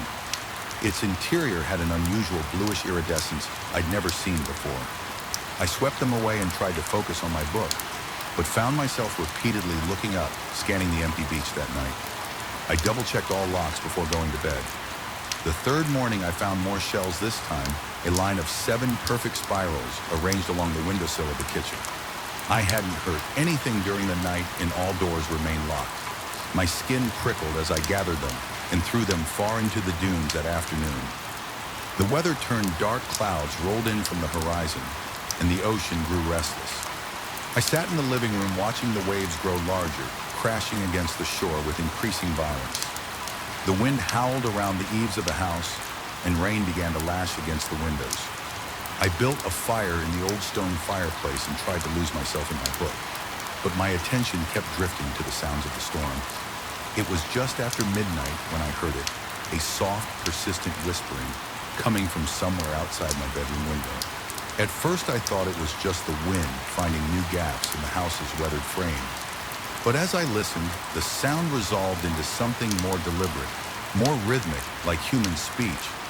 But just below the threshold of comprehension, my heart hammered against my ribs as I slowly approached the window. The whispering continued rising and falling like the tide itself. I pulled back the curtain just enough to peer out into the storm-tossed night. Nothing, just rain and darkness, but the whispering didn't stop of anything. It grew more insistent, more urgent. I moved from window to window, searching for its source. Each time I approached, the sound seemed to shift, always coming from somewhere I wasn't looking. My palms were slick with sweat and my throat had gone desert dry. Then I saw it, a figure standing at the water's edge, barely visible through the rain. Strew-glass tall and thick-thin, unnaturally still. Amid the churning surf, I couldn't make out features, just a dark silhouette against the foaming waves. I blinked and it was gone, but the whispering continued. Sleep was impossible. I spent the remainder of the night in a chair facing the windows, a heavy flashlight clutched in my white-knuckled grip. When dawn finally broke, I searched the beach, but the storm had erased any evidence that might have been there. The fourth day brought more shells, dozens of them arranged in concentric circles on my deck. And now there was something else. A thick line of seaweed spelling out what looked like words. Though in no language I recognized, my hands trembled as I took photos with my phone. The internet connection was too weak to research what I was seeing or even to send the images to friends that evening. As twilight descended, I noticed the light again in the abandoned Victorian house. This time it was stronger, and I was certain it was coming from inside, desperation for answers. Overrode my mounting fear, I grabbed my flashlight and headed down the beach. The old house loomed larger as I approached its dilapidated grandeur, taking on a sinister aspect in the fading light up close. I could see that many of the boards over the windows had rotted or come loose. The veranda sagged precariously, and parts of the roof had collapsed entirely. I circled the structure looking for signs of recent entry. The main door was secured with a rusted chain, but I discovered a cellar entrance around back that stood partially open. My better judgment screamed at me to turn around, but I needed to know who or what was sharing this desolate stretch of beach with me. The cellar smelled of mold and salt water. My flashlight beam revealed debris, strewn floors, and water damage on the walls. After finding a staircase, I made my way to the first floor. Then the second room after empty room greeted me, some with gaping holes in the floor or ceiling. There was no sign of recent occupation, no light source that could have been what I'd seen from the beach. In what must have been the master bedroom, I found a small collection of objects arranged on a water-stained dresser. More of those iridescent shells, a tarnished silver hand mirror, and a book bound in what looked like fish skin. The book's cover bore the same unrecognizable script I'd seen spelled out in seaweed on my deck. My flashlight flickered, then died in the sudden darkness. I became aware of a presence behind me, a subtle shift in the air. The feeling of being watched, my breath caught in my throat as I slowly turned around the room, was empty, but now I could hear it again. That same whispering coming from everywhere and nowhere. At once the temperature plummeted and my exhaled breath clouded in front of my face. I stumbled backward, my foot catching on a loose floorboard as I regained my balance. My elbow struck the mirror on the dresser, sending it crashing to the floor. In the shattered fragments, I caught a glimpse of movement. A pale face with dark hollow eyes watching me from what should have been my own reflection. I ran down the rotting stairs through the moldering rooms, out through the cellar door. I didn't stop until I reached my rental house, lungs burning and legs weak with exhaustion. In terror inside, I found more shells, hundreds of them, covering every surface, and on the living room wall, scratched into the wood, with something sharp, the same unrecognizable script alongside a crude drawing of a human figure being pulled into stylized waves. That was when I noticed the smell briny and organic like low tide in high summer. It permeated everything, and underneath it, the unmistakable smell of decay. The whispering started again, louder now, coming from inside the walls themselves. I didn't wait to see what would emerge. I grabbed my keys, phone, and wallet, leaving everything else behind. As I started my car, I glanced back at the house in the upper window. I saw a figure tall and gaunt, with skin the color of a drowned corpse. It raised a hand beckoning. I drove through the night, putting as much distance as possible between myself and Seacliff. I've never returned for my belongings, never contacted the rental agency. Sometimes I see the same iridescent shells washed up on beaches hundreds of miles away. Sometimes I wake to the sound of whispering just below the threshold of understanding. And sometimes when I catch my reflection in still water, I see something else looking back. Something with hollow eyes and skin like a drowned corpse, waiting for me to answer the ocean's call because the tide brings things in and eventually it takes them back out again. The first thing I noticed were the footprints, fresh, distinct, and possible. They appeared suddenly in the thick layer of dust that had settled over the concrete floor of my workshop during the 3 weeks I'd been away. Tennis shoe treads, size 11 or 12, cutting a deliberate path from the front gate straight toward the back storage area where I kept my most valuable auto parts. My throat tightened as I tracked them with my flashlight, the beam trembling slightly in my unsteady hand. I'd inherited this auto repair shop from my father 6 months ago, after he retired to Florida, and I still wasn't fully comfortable with its quirks. The old building sat on the outskirts of town, flanked by empty lots and the occasional home spack, far enough apart that neighbors weren't really neighbors at all, just distant lights. In the growing dusk, the footprints bothered me. Not just their presence, but their precision, a single line, no wandering, no hesitation. They moved with purpose toward the restricted storage area where I kept the expensive parts and specialty tools. But what bothered me even more was the side door. It was locked from the inside. I ran my fingers along the frame, checking for signs of forced entry. Nothing. The old padlock hung intact. The metal doors showed no dents or scrapes, yet somehow the footprints continued directly to that door, as if whoever or whatever had made them had simply passed through solid metal. I took an involuntary step back, my boots scuffing loudly in the silence. The late October air had brought an unseasonable chill, but the cold sweat forming on my back had nothing to do with the temperature. I'd come in early to catch up on paperwork before my regular Tuesday appointments, now at 5:30 a.m. The darkness outside seemed to press against the grimy windows of the shop, eager to get in. I pulled out my phone, its screen casting a blue glow over my face. No service typical for this part of town. The landline was in the office, but suddenly, the 20 feet between me and that room felt like a mile. I slipped the phone back into my pocket and gripped my heavy mag light tighter, its weight reassuring in my palm. That's when I heard it, a faint metallic tap. Then another coming from the storage room. My heart slammed against my rib cage. The sound was deliberate, rhythmic. Tap, tap, tap, then silence. Then again. Tap, tap, tap. I considered my options. The nearest neighbor was Old Man Grayson. Nearly a quarter mile down the road, the police station was 15 minutes away, assuming they'd even respond to what would sound like a paranoid complaint about footprints and mysterious tapping. I cleared my throat, trying to project a confidence. I didn't feel hello. The shop's closed. If you're in there, you need to leave now. My voice echoed in the cavernous space, bouncing off tool cabinets and the hulking shapes of cars waiting for repair.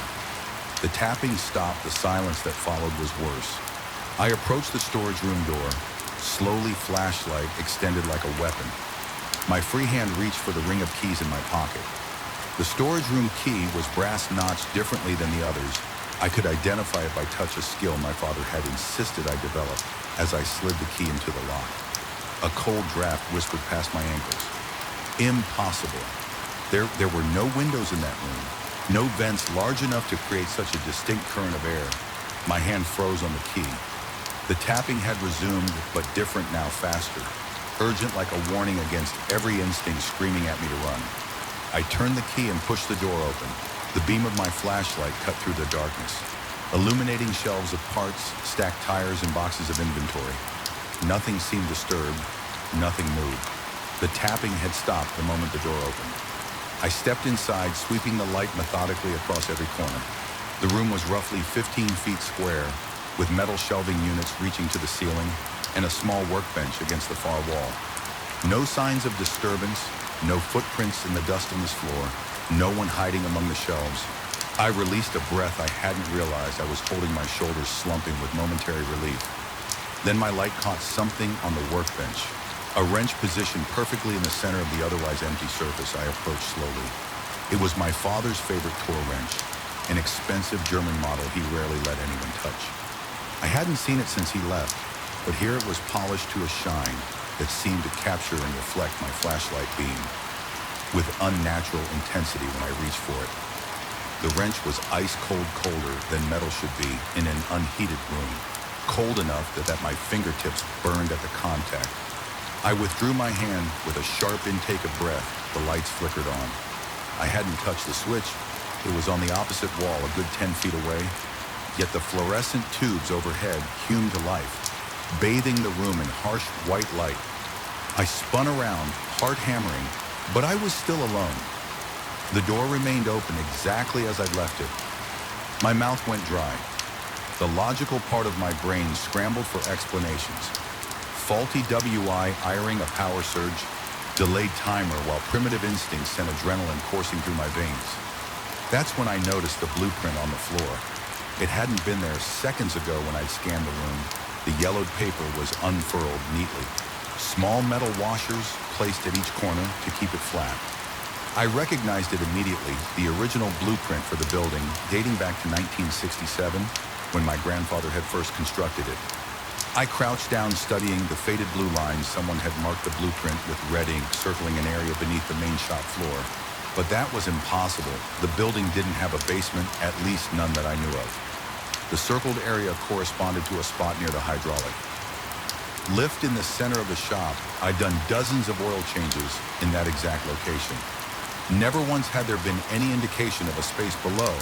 The tapping started again. Not from inside this room, but from directly under my feet, urgent, now insistent. Tap, tap, tap, tap, tap, tap.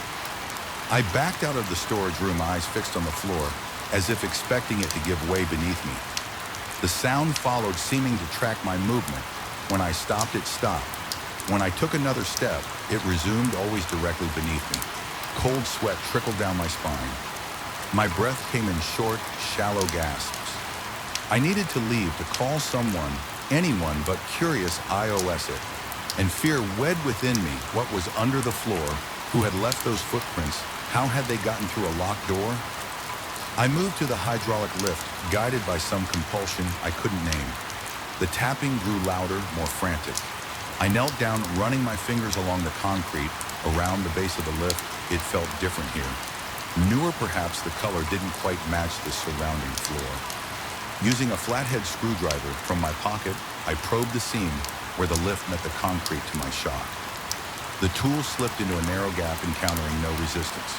I worked it further, and a section of what I thought was solid concrete shifted slightly.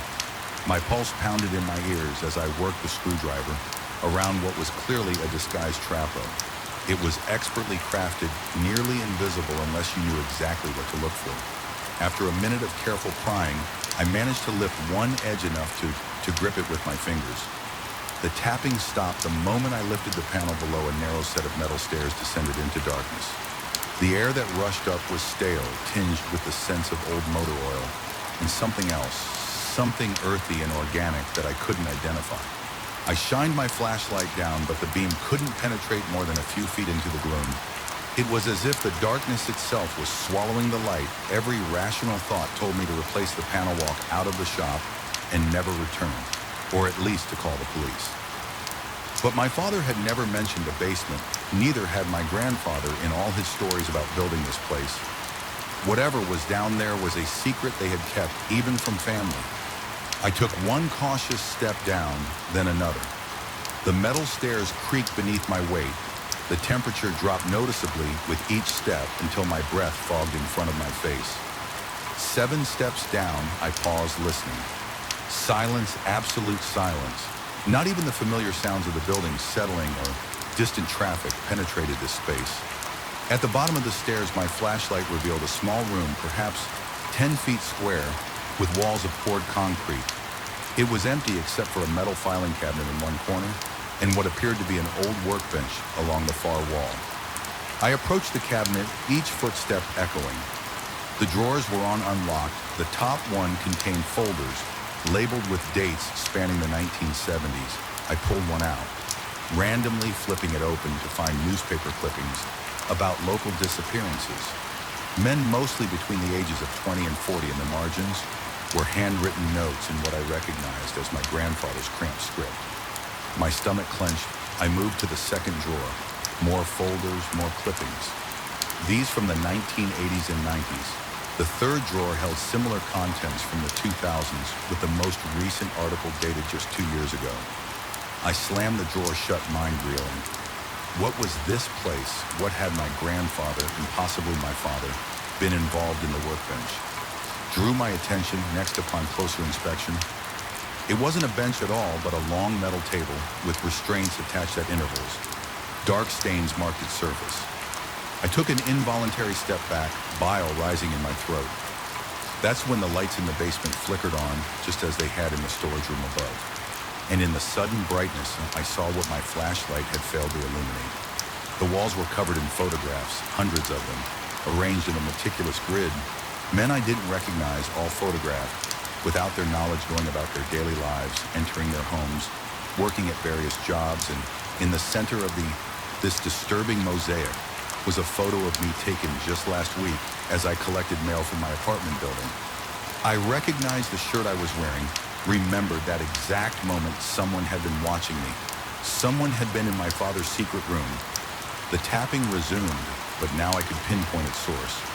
The metal table, a wrench identical to the one I'd seen upstairs, was moving on its own hand, striking the surface in that same deliberate rhythm. Tap, tap, tap, tap, tap, tap.